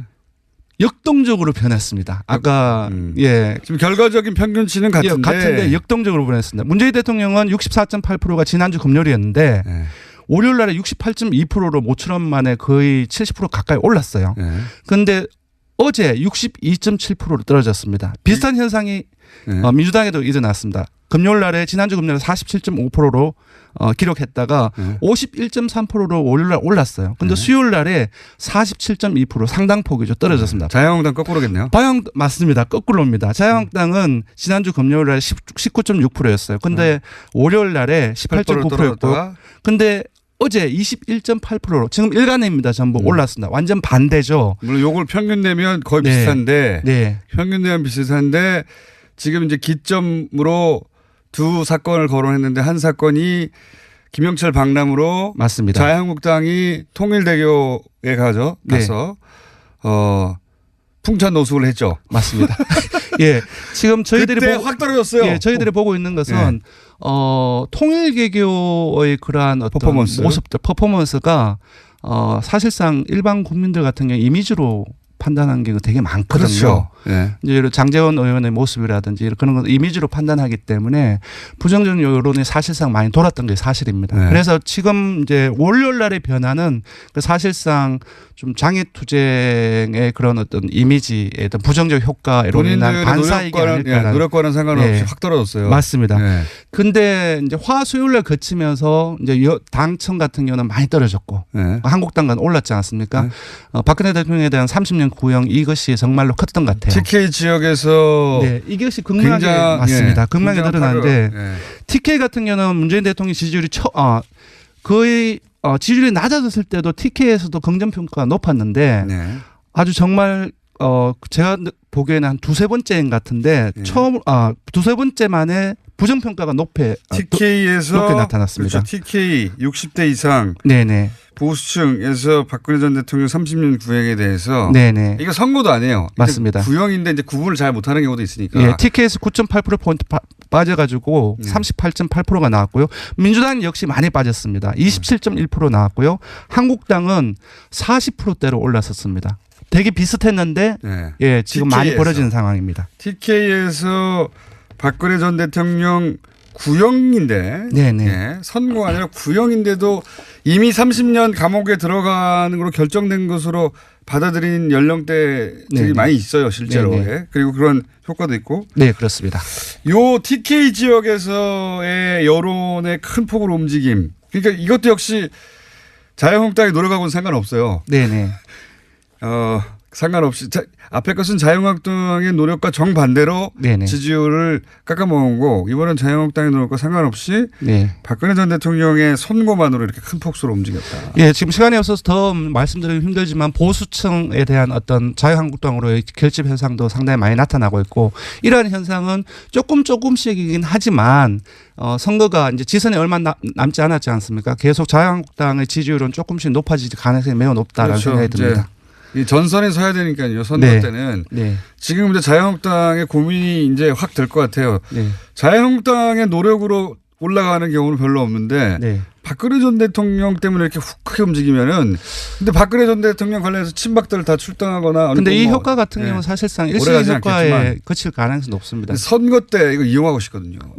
정치인들은. 근데 시간이 없어서 빨리 다음으로 넘어가겠습니다. 마지막 이명박 네. 전 대통령 구속 수사해야 하는가? 저희가 물어봤습니다. 예, 이제 이제 소환이 임박했다고 지금 알려지고 있는데요. 네. 이제 숫자부터 알려드리면은 찬성한다가 67.5%이고요. 반대한다가 26.8%로 한 10명 중 7명이 대다수가 찬성을 하고 있고요. 여기서 주목할 점은 매우 찬성한다. 네. 강하게 구속을 해야 된다는 의견을 가진 사람이 52.6%가 나왔습니다. 이게 보통 절반 이제 이상이 나왔습니다. 찬성한다고 찬성하는 편이다라고 묶었을 때 보통은 매우 찬성은 한 30, 40 정도 되고 그렇죠? 네네. 어떤 사안이든 간에 네. 찬성하는 편이다가 거의 비슷하거나 좀 더 많을 때도 있는데 이건 네. 찬성에서는 압도적으로 매우 찬성이 많네요. 맞습니다. 전체적인 어떤 찬반 결과도 그렇지만 특이하네요. 그래프가. 태도의 강도를 봤을 때 좀 이명박 전 대통령의 혐의에 대한 국민들의 인식을 알 수 있는 부분들로 역시 대부분의 어떤 지역 그 모든 연령층, 그 정당 지지층, 뭐 진보층 중도 전부 다 찬성이 높은데 한국당과 보수층 그리고 TK하고 바른미래당이 반대가 매우 높거나 우세한 양상을 보이고 있습니다. 한국당 바른미래당의 전신인 정당에서 본인들이 뿌리가 되는 정당에서 배출한 대통령이니까 그럴 수밖에 없죠. 예. 네. 자, 조사 개요 알려주십시오. 네. 이번 주중 조사는 TBS 의뢰로 이번 주 월요일부터 수요일까지 조사를 했습니다. 전국 19세 이상 1,503명을 대상으로 했고요. 유무선 전화 면접, 자동응답 혼용 방식으로 실시를 했습니다. 표본 오차는 95% 신뢰 수준 플러스 마이너스 2.5%포인트, 응답률은 5.5%였습니다. 리얼미터 권순정 실장이었습니다. 고맙습니다. 도시결집과 김진애 박사님 나오셨습니다. 네, 안녕하십니까. 3.1절입니다. 그러니까요. 저는 태극기의 의미를 정말 새롭게 찾아야 되는 날입니다. 새롭게 찾아야죠. 태극기 굉장히 많이 오늘 광장에 나올 텐데. 많이 보실 텐데. 네. 정말 이 만세 운동으로 정말 저걸 해야 되는데. 만세 운동 때 들고 나온 건데 이게. 글쎄 말이죠. 예. 네. 지금은 이제 성조기하고 세트로 들려서 가끔 이스라엘 국기와 함께 등장하고 있습니다. 이스라엘 국기까지. 제가 마침 3.1절에 오늘 뉴스공장에 나오게 돼서 네. 일제 잔재라기보다는 일제가 우리 도시의 한 일들, 더군다나 이제 특히 경성, 서울의 한 짓들, 끔찍한 짓들을 이제 가지고 오늘 좀 얘기를 하려고 그러는데. 일제가 서울의 한 짓. 네, 한 짓들이 이제 처음 들어보는 주제입니다. 아니 근데 이게요. 일제가 남긴 건물 이런 차원이 아니라 그런 차원이 아니라 한 도시에. 짓들에, 왜냐하면 이게 말하자면은 도시라고 하는 게 얼마나 사람들의 마음을 움직이고 사로잡고 위협적이고 상징적일 수 있고 이념적일 그렇죠. 수 있다는 걸 완전히 드러내는 때가 사실은 이 제국주의 때거든요. 그러니까 새로운 권력이 오면서 도시를 완전히 바꿔놓습니다. 그러니까 제가 이제 이게 상세히 얘기드리기가 뭐 있는 시간이 되지도 않지만 그냥 몇 가지만 얘기 드리면 상징적으로 여러분들 아마 가장 잘 아실 건 조선 총독부 네. 건물이 없어진 걸 거예요. 그렇죠. 이제 광복 50주년 때 김영삼 대통령이 이제 허물었기 때문에 그거는 이제 왕궁에 대한 거를 왕궁에 앞에다 세운 거니까 왕궁을 막은 거죠. 왕궁을 완전히 저기를 한 거죠. 경복궁 앞에다가 일제 건물 세워버린 거니까요. 그런 거죠. 네. 그다음에 이제 서울역을 세운 거는 뭐 굉장히 좋은 것 같지만 있지만 이거는 완전히 식민지를 이제 그야말로 수탈하는, 수탈하기 위한 그렇죠. 수단입니다. 전국에서 기차를 하고요. 전국에서 이제 물자를 실어와 가지고 그다음에 네. 그러면서 성벽을 완전히 허물어 버립니다. 네. 이거는 이제 그러면서 이때부터는 이제 모든 걸 근대화라는 이름으로 다 하지만 성벽을 다 허물어 버리고 그다음에는 원래 조선 시대 한양의 구조는 이렇게 도로가 이렇게 격자형이라는 게 없어요. 그러니까 이렇게 크게 육조거리, 그러니까 지금으로는 세종로하고 그다음에 운종가, 종로, 네. 요것만 있고 나머지는 그냥 다 이렇게 거미줄처럼 퍼져 있는 거였는데 이외에다 격자를 다 해버립니다. 그러니까 충무로나 율곡로나 뭐 청계천로나 을지로 생기는 게 다 이때 생긴 거예요. 근데 이때 생기면서 이제 맥을 끊어버리죠. 가령 종묘하고 창덕궁을 이제 사이를 율곡로로 끊어버리라든가 이런 것들을 이제 끊어버리는데 의도적인 거네요. 네, 길을 내는 것도. 네. 그 중에서 이제 가장 끔찍한 짓은 남산입니다. 그러니까 그때도 왜냐하면 그때도 몇 개 자기네들 거점 지역을 만들면 용산과 남산, 그다음에 전차로 연결된 왜 전차 교회 지역이라고 하는 신촌, 또 노량진 쪽에 이런 쪽으로 해서 자기네 거점을 만드는데 남산은 사실은 별로 그렇게 조금 낮게 치던 데였어요. 근데 남산에다 무슨 짓을 하느냐. 신사를 세웁니다. 신궁이라 그런 거 하는 걸 세워요. 그리고 그래요? 1000계단을 이거 봐. 이거 난 이럴 수가 없는 거야. 남산의 신사는 뭐 처음 듣는 얘기인데. 지금까지 하신 얘기는 대충 들었던 얘기인데. 그래서 근데 이거를요. 1000개의 계단을 만들고 지금 사진으로만 봐도 압도적이에요. 그러니까 밑에서 이렇게 쭉 올라가는 걸 보면 위에 신궁이 안 보여요. 그리고 계단만 쫙 올라오고 일본식의 도리라는 거 있잖아요. 그러니까 문에 세워놓는 거. 네네네. 그게 앞에 거대한 게 서 있고 계단만 쫙 보이는 엄청난 공간이에요. 그리고 거기에 한국 사람들은 다 가서 거기에 가서 참배를 하죠. 특히 태평양 전쟁 때는 몇백만이 거기에 가가지고 참배를 합니다. 이게 정신교육의 수단입니다. 몰랐습니다. 그거는. 그러니까 이런 게 정신과 그다음에 권리와 그다음에 수탈과 이런 것들이 다 맞물려서 도시를 만든 게 일제 때예요. 근데 이제 그 중에서도 사실은 제가 여러 가지를 더 얘기를 했지만 제가 사실 제일 끔찍했었던 거는 뭐냐면은 이제 도로만 격자형으로 만든 게 아니라 나중에 무슨 짓을 하냐면 여기에다가 방사상 도로를 만들려고 그래요. 서울을 방사상 도시로 만들려고 하는 계획을 38년도에 세웁니다. 그게 뭐냐면 진해를 좀 아실 텐데 진해가 일제가 만든 도시인데 거기에 보면은 방사상으로 돼 있거든요. 그게 말하자면 그때 당시에 베르사유라든가 이런 데서 방사상이면 아주 근사해 보이고 이런 건데 그 계획을 완전히 세워놔요. 그 도면을 보시면 놀랍습니다. 그냥 완전히 잘라가지고 인사동을 완전히 가로질러가지고 큰 도로 만들고 거기다 그다음에 광장 만들고 이게 다행스러운 건 뭐냐면은 그 다음에 태평양 전쟁이 일어나서 자기네들이 더 이상 여기다 돈을 쏟아부을 수가 없으니까 이게 취소가 됐어요. 취소가 됨으로 해서 그나마 서울의 권력이 그나마 남아 있는 겁니다. 그러니까 이게 자기네들이 일제가 이렇게 공부를 하다 보면은 일제는 자기네들이 근대화에 뭐 기여한 바가 있고 이런 소리들을 하지만 주장을 하죠. 도시를 착취를 하면서 도시의 정신을 마비시키고 시민들의 정신을 그야말로 자기네들 세뇌시키고 이러면서 구조를 이게 공간의 힘이라는 게 그런 힘이라는 게 엄청나게 크다. 그런데 제가 이제 그 이후의 얘기를 다 알 수는 없고 오늘 이제 딱 두 가지만 제기를 할게 뭐 시간이 얼마 안 남았으니까 오늘 남산 신궁에 대해서도 전혀 그런 거 몰랐다 이런 얘기하니까 이런 거거든요. 네. 그러니까 오늘 작가가 써주는데도 내가 끔찍한 짓들이니까 몇 가만 얘기해 주세요. 근데 작가가 맨 마지막에 이 얘기를 하는 거예요. 우리는 왜 이런 역사를 잘 모를까?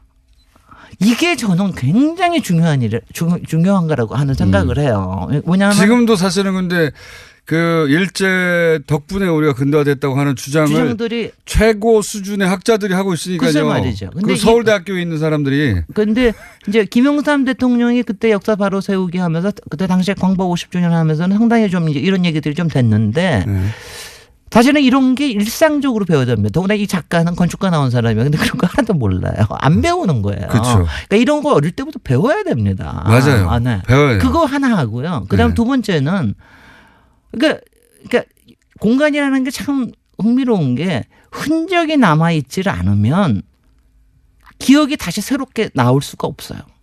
이게 참 저거든요. 그런 잔재는 없어야 되지만 기억을 하게 만드는 게 굉장히 중요한 일이에요.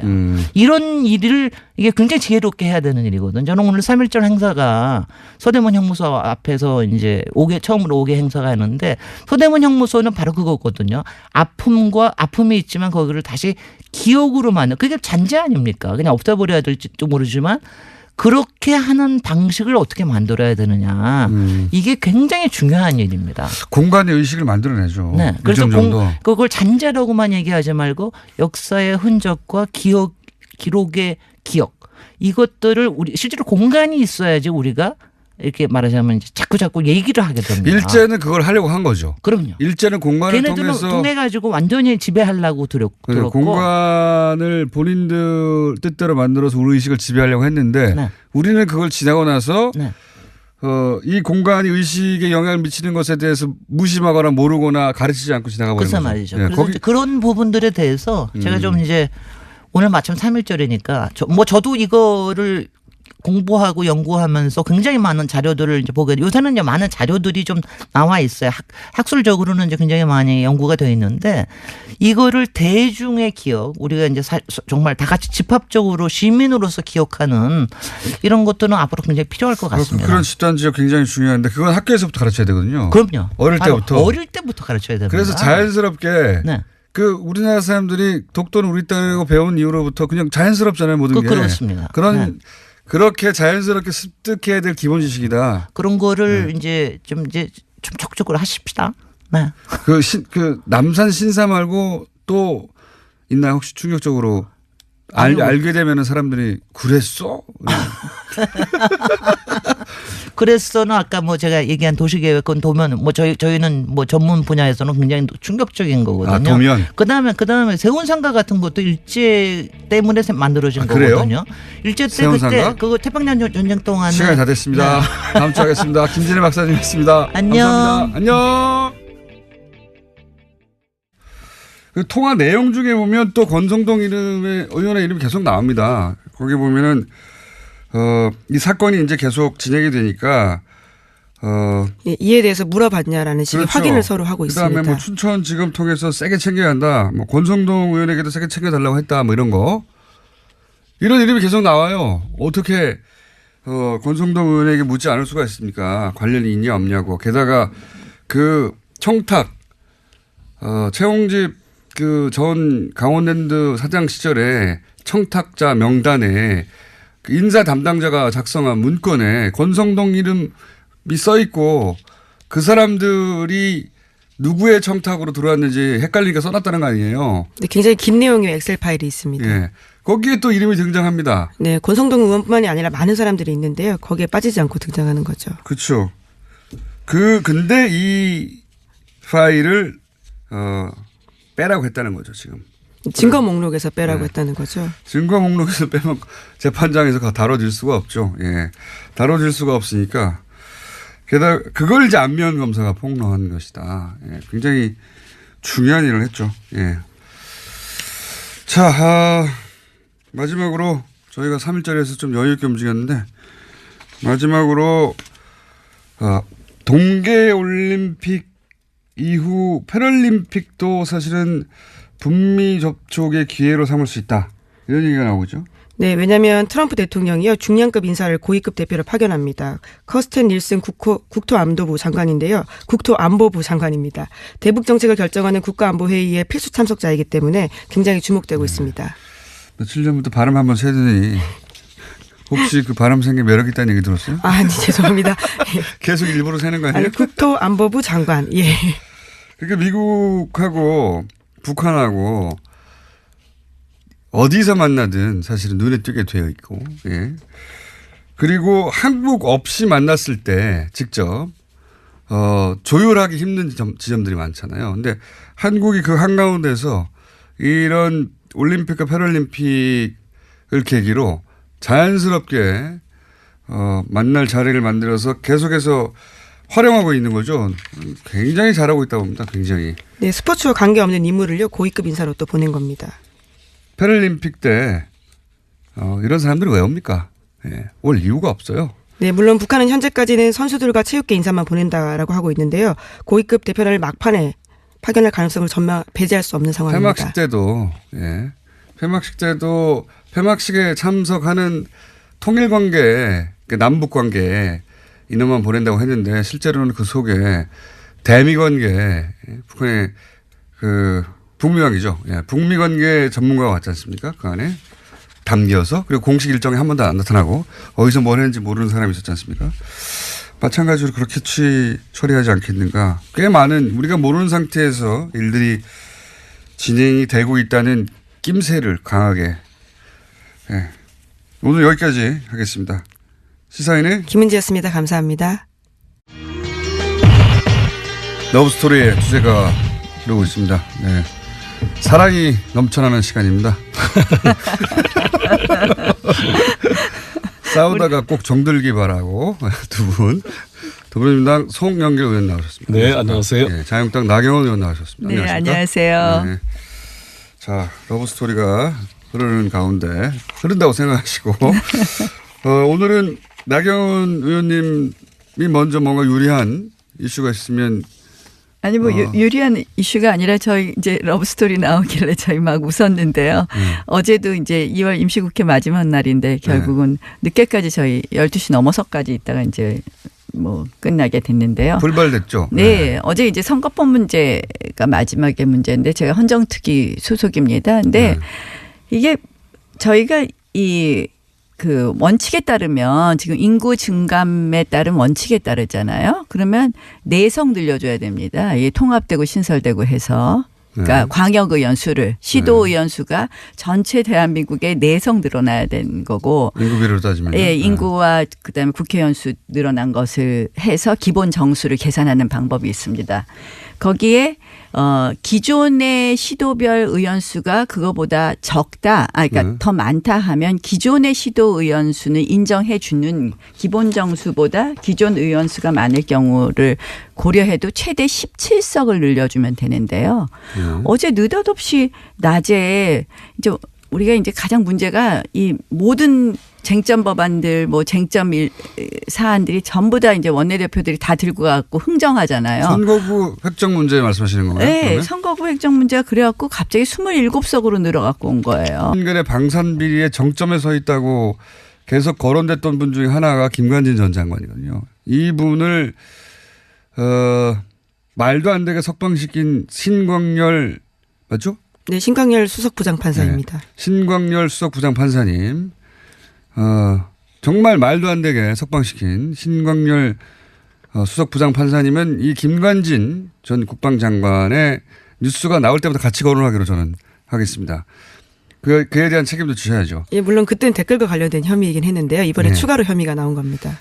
어쨌든 이분이 그 안에서 수사를 받았으면 진작 나왔을 얘기가 지금에서 지금 그리고 안 나올 수도 있었어요. 제대로. 왜냐하면 김관진 전 장관이 로키드 마틴 장학생이었다는 얘기는 정말 오래전부터 있었던 얘기입니다. 굉장히 구체적이었어요. 그러니까 미국에 가 있었단 말이죠. 당시에. 9년입니까? 9년입니다. 예, 합참 의장을 끝내고요. 미국의 방문연구원으로 갔습니다. 그때 가 있을 때 1년인가 가 있었을 거예요.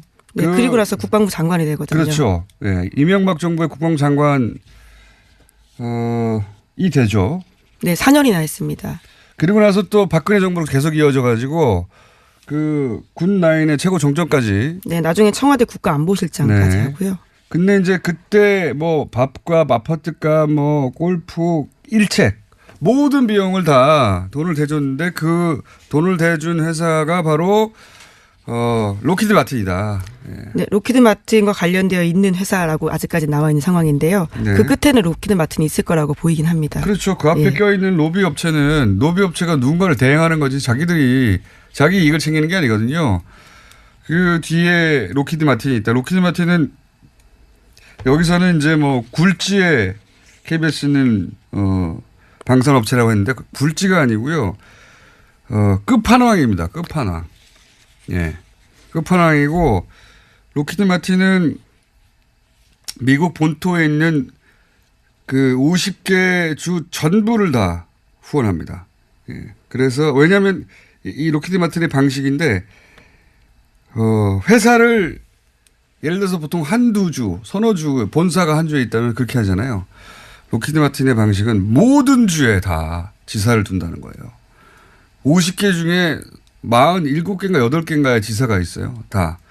그리고 그런 식으로 해서 그 주의 모든 정치인과 엮이게 만드는 로키드만의 방식입니다. 그렇게 해서 미 의회를 장악하는 거죠. 예. 지난 10년간 무기 수입 1위. 예. 국가가 우리나라인데 로키드 마틴이 놔뒀을 리가 없죠. 이 사람을. 그래서 1억 이야기는 끊임없이 나왔는데 이제 다시 이게 공식적으로 거론을 못했어요. 네. 기무사 사령부 문건으로 나온 거라서요. 군 기무사는 군의 국정원과 같은 기능을 하고 있는 곳입니다. 그렇기 때문에 문서와 관련해서는 굉장히 공신력이 있다고 볼 수 있고요.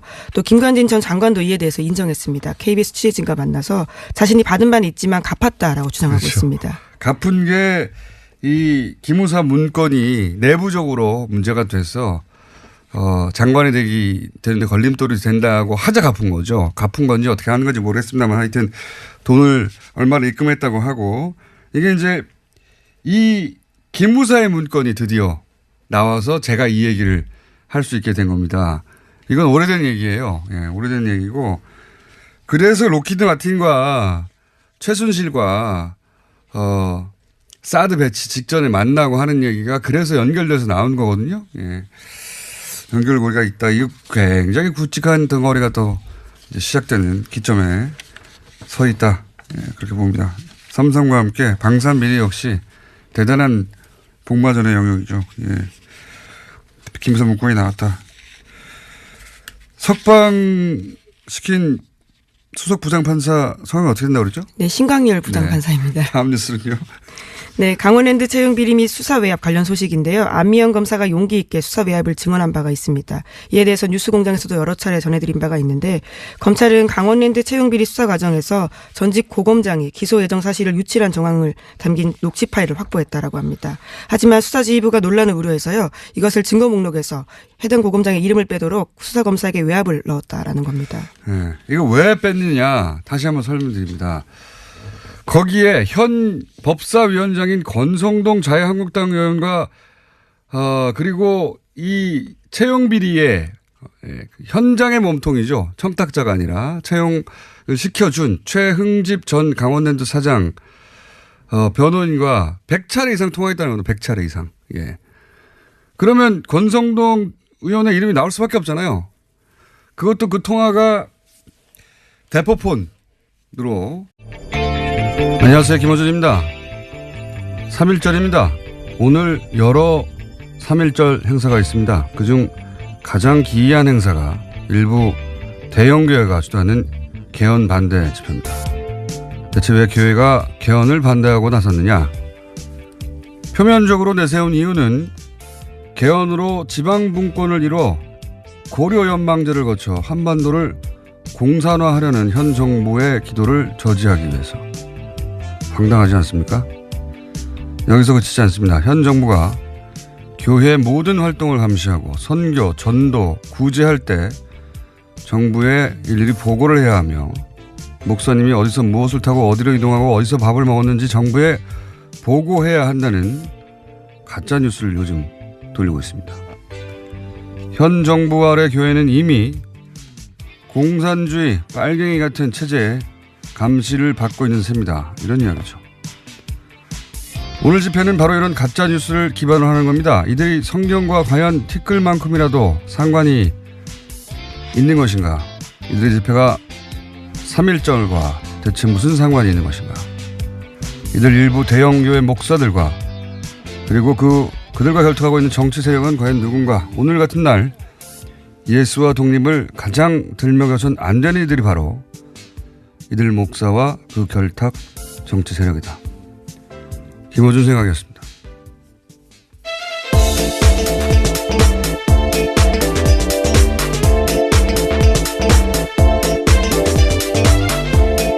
시사인의 김은지입니다.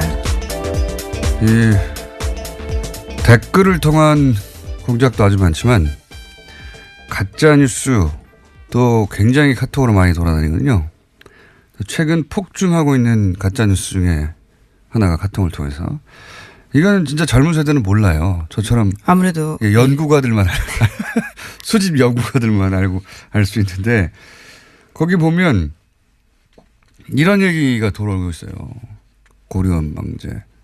개헌과 고려원망제가 대체 무슨 상관인지 지방분권을 반대한다. 그래서 개헌을 반대한다. 왜? 고려원망제로 갈 거기 때문에. 고려원망제로 가면 북한이 되기 때문에. 이 놀라운 논리 아닙니까? 예, 이렇게 돌리고 있어요.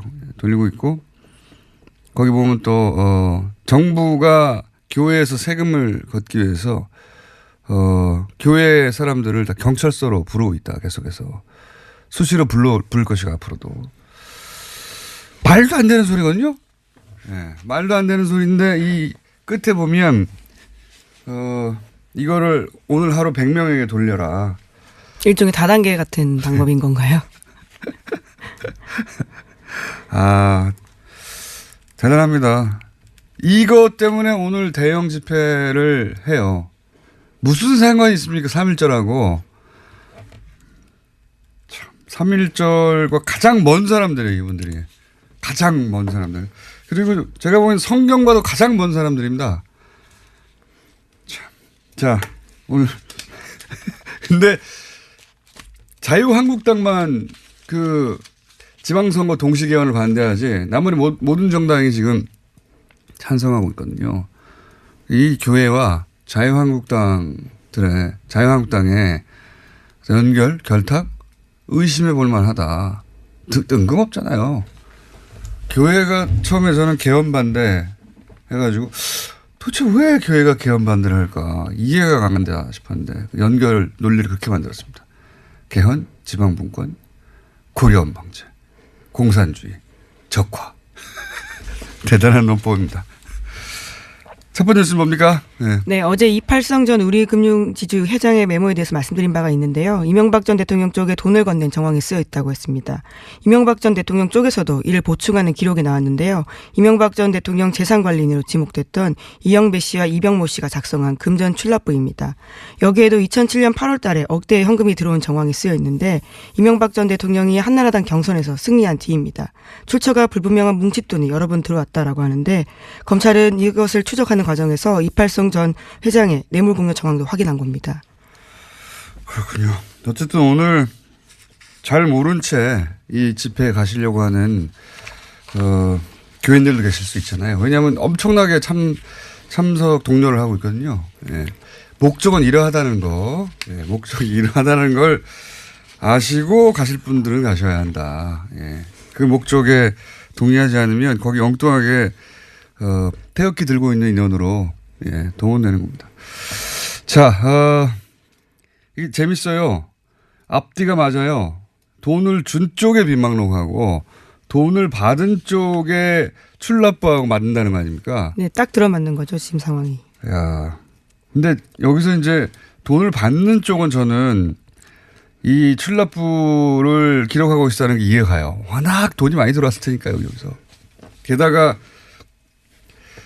직접 관리하고 있던 MB 차명 회사들로부터 들어온 돈도 많지만 저는 그래서 이 기록들을 쓸 수밖에 없다고 생각해요. 도대체 어떤 돈이 어디서 들어왔는지 기록하지 않고 그 많은 갈래들을 어떻게 기록하겠어. 게다가 또 이렇게 사이드로 들어온 돈들. 예. 근데 준 사람은 이걸 왜 아직도 쏘고 있었을까요?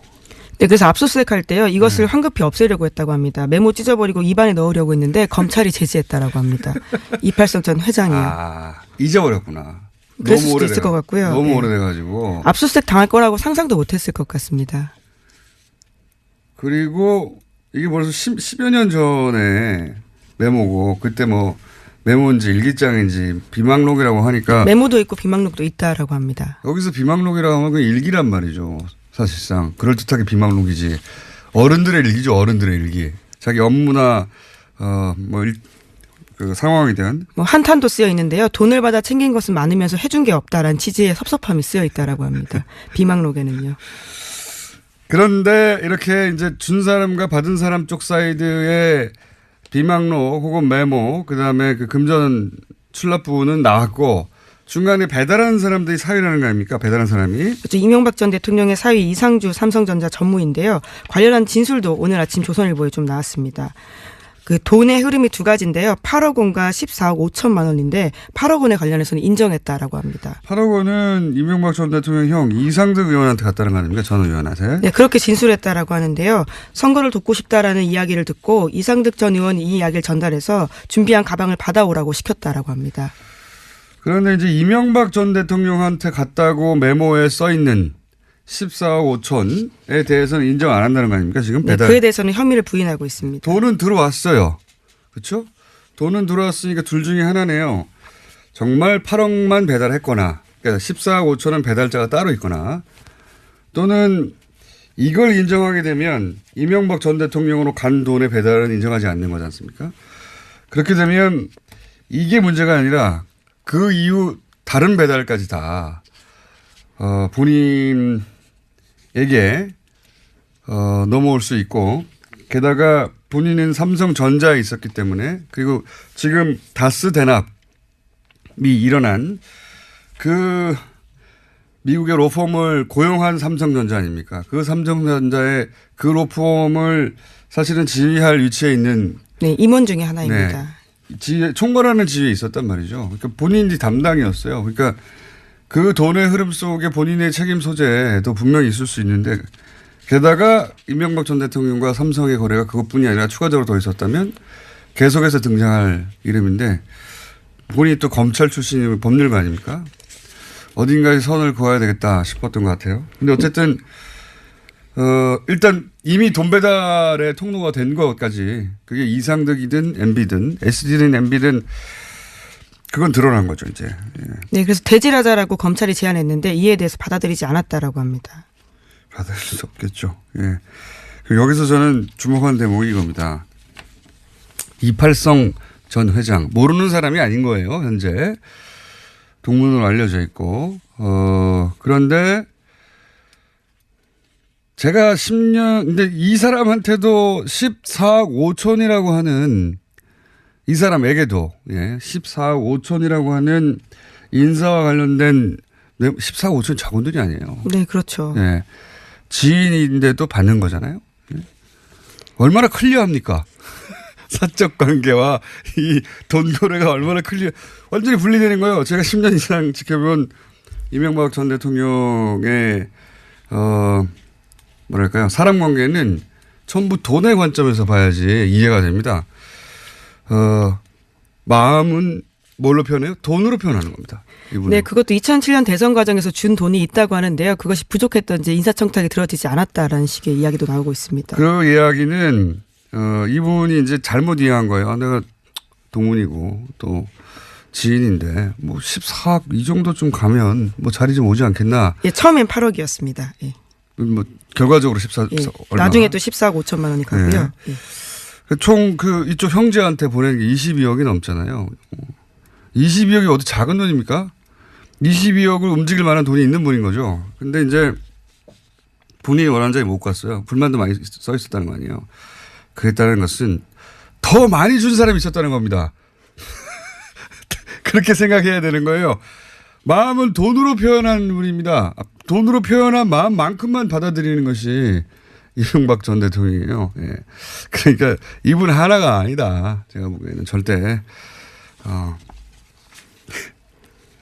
마음은 돈으로 표현된 것만큼만 받아들이는 그렇게. 네, 그래서 대왕록을 보면요. 당시에 2008년 초에 이명박 전 대통령을 원망하는 대목이 꽤 나온다라고 합니다.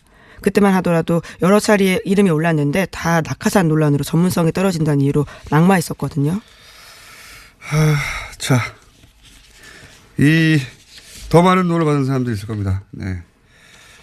그러니까 이 주요 보직에 간 사람들을 그때 당시에 금융기관에 주요 보직에 간 사람들. 예, 당시 4대 천왕이라고 해서도 낙하산 논란이 있었습니다. 김승리, 어윤대 그리고 강만수 이렇게 있었습니다. 그러니까 아는 사람이었으니까 이런 건 없겠지.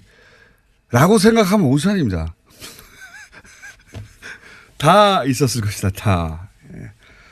제가 봐온 이명박 전 대통령은 그렇게 공과 사를 엄격하게 구분하시는 분입니다. 네. 자, 다음 뉴스는 뭡니까? 네, 삼성이 대납한 다스 소송비가 알려진 40억 원 말고도 더 있다라는 보도를요. 어제 저녁 SBS가 했습니다. 애초 알려진 금액보다 20억 원 더 많다라는 단서를 검찰이 확보했다라는 건데요. 어제는 이와 관련해서 삼성그룹의 재무 책임자였던 최도석 전 삼성카드 부회장을 소환했습니다. 자, 삼성은 여기서 싸게 싼 티켓 끊고 이제 빨리 가고 싶겠지만 이제 시작이라고 저는 봅니다. 이제 시작. 삼성 관련해서는 계속 나올 것이다. 검찰도 이 정도에서 절대 덮으면 안 된다고 봅니다. 사실 이재용 부회장이 안 나왔으면 시작되지 않았을 수 있거든요. 이게. 예. 이재용 부회장의 석방을 그렇게 무리하게 했으면 삼성도 대가를 치러야죠. 예.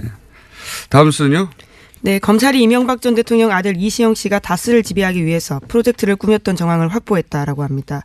서울중앙지검 첨단범죄수사 1부에서 확보한 문서인데요. 서울 서초구 영포빌딩 압수수색 과정에서 프로젝트 J라는 이름이 붙여진 문건을 확보했다라고 합니다. 이 문건에 따르면요. 2010년 하반기 이상은 다스 회장 지분을 이시영 씨에게 옮겨서 다스를 사실상 이시영 씨가 보유하게 한다라는 내용이 담겨 있습니다. 프로젝트 J가 아니고 Z. 아, 그렇죠. 예, Z입니다. 예. 알파벳 끝. 예. 예. 여기서 끝내자 이런 얘기겠죠. 예. 아들한테 건네주고 끝내자 이런 얘기겠죠. 아마도 여기 핵심이 이 프로젝트가 그러니까 이명박 전 대통령의 형 이 회장과 예, 이상은 다스 회장. 이상은 회장과 그 아들 이동영 부사장은 모르게 이 프로젝트를 진행했다는 거 아닙니까? 그러니까 어쨌든 지금 명부상 실소유주는 아니지만 명부상 소유주로 되어 있기 때문에 이걸 알면 명부상 소유주라는 걸 이용해 가지고 예, 뭔가 요구를 크게 할 수 있다. 이것도 더 돈을 아끼려고 그러는 거예요.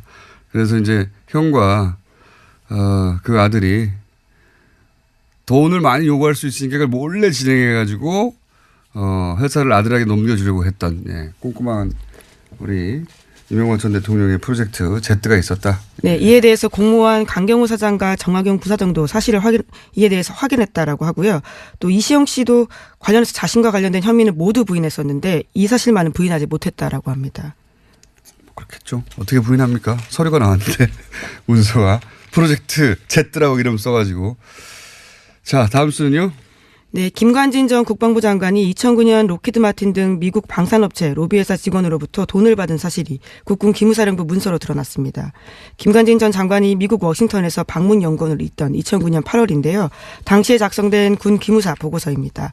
재미교포 권모 씨가 김 전 장관에게 우리 돈으로 1억 원을 전달한 로비 정황을 포착했다라는 내용인데요. 이 돈은 리빙스턴 그룹이라는 회사를 통해서 전달됐다라고 쓰여 있습니다.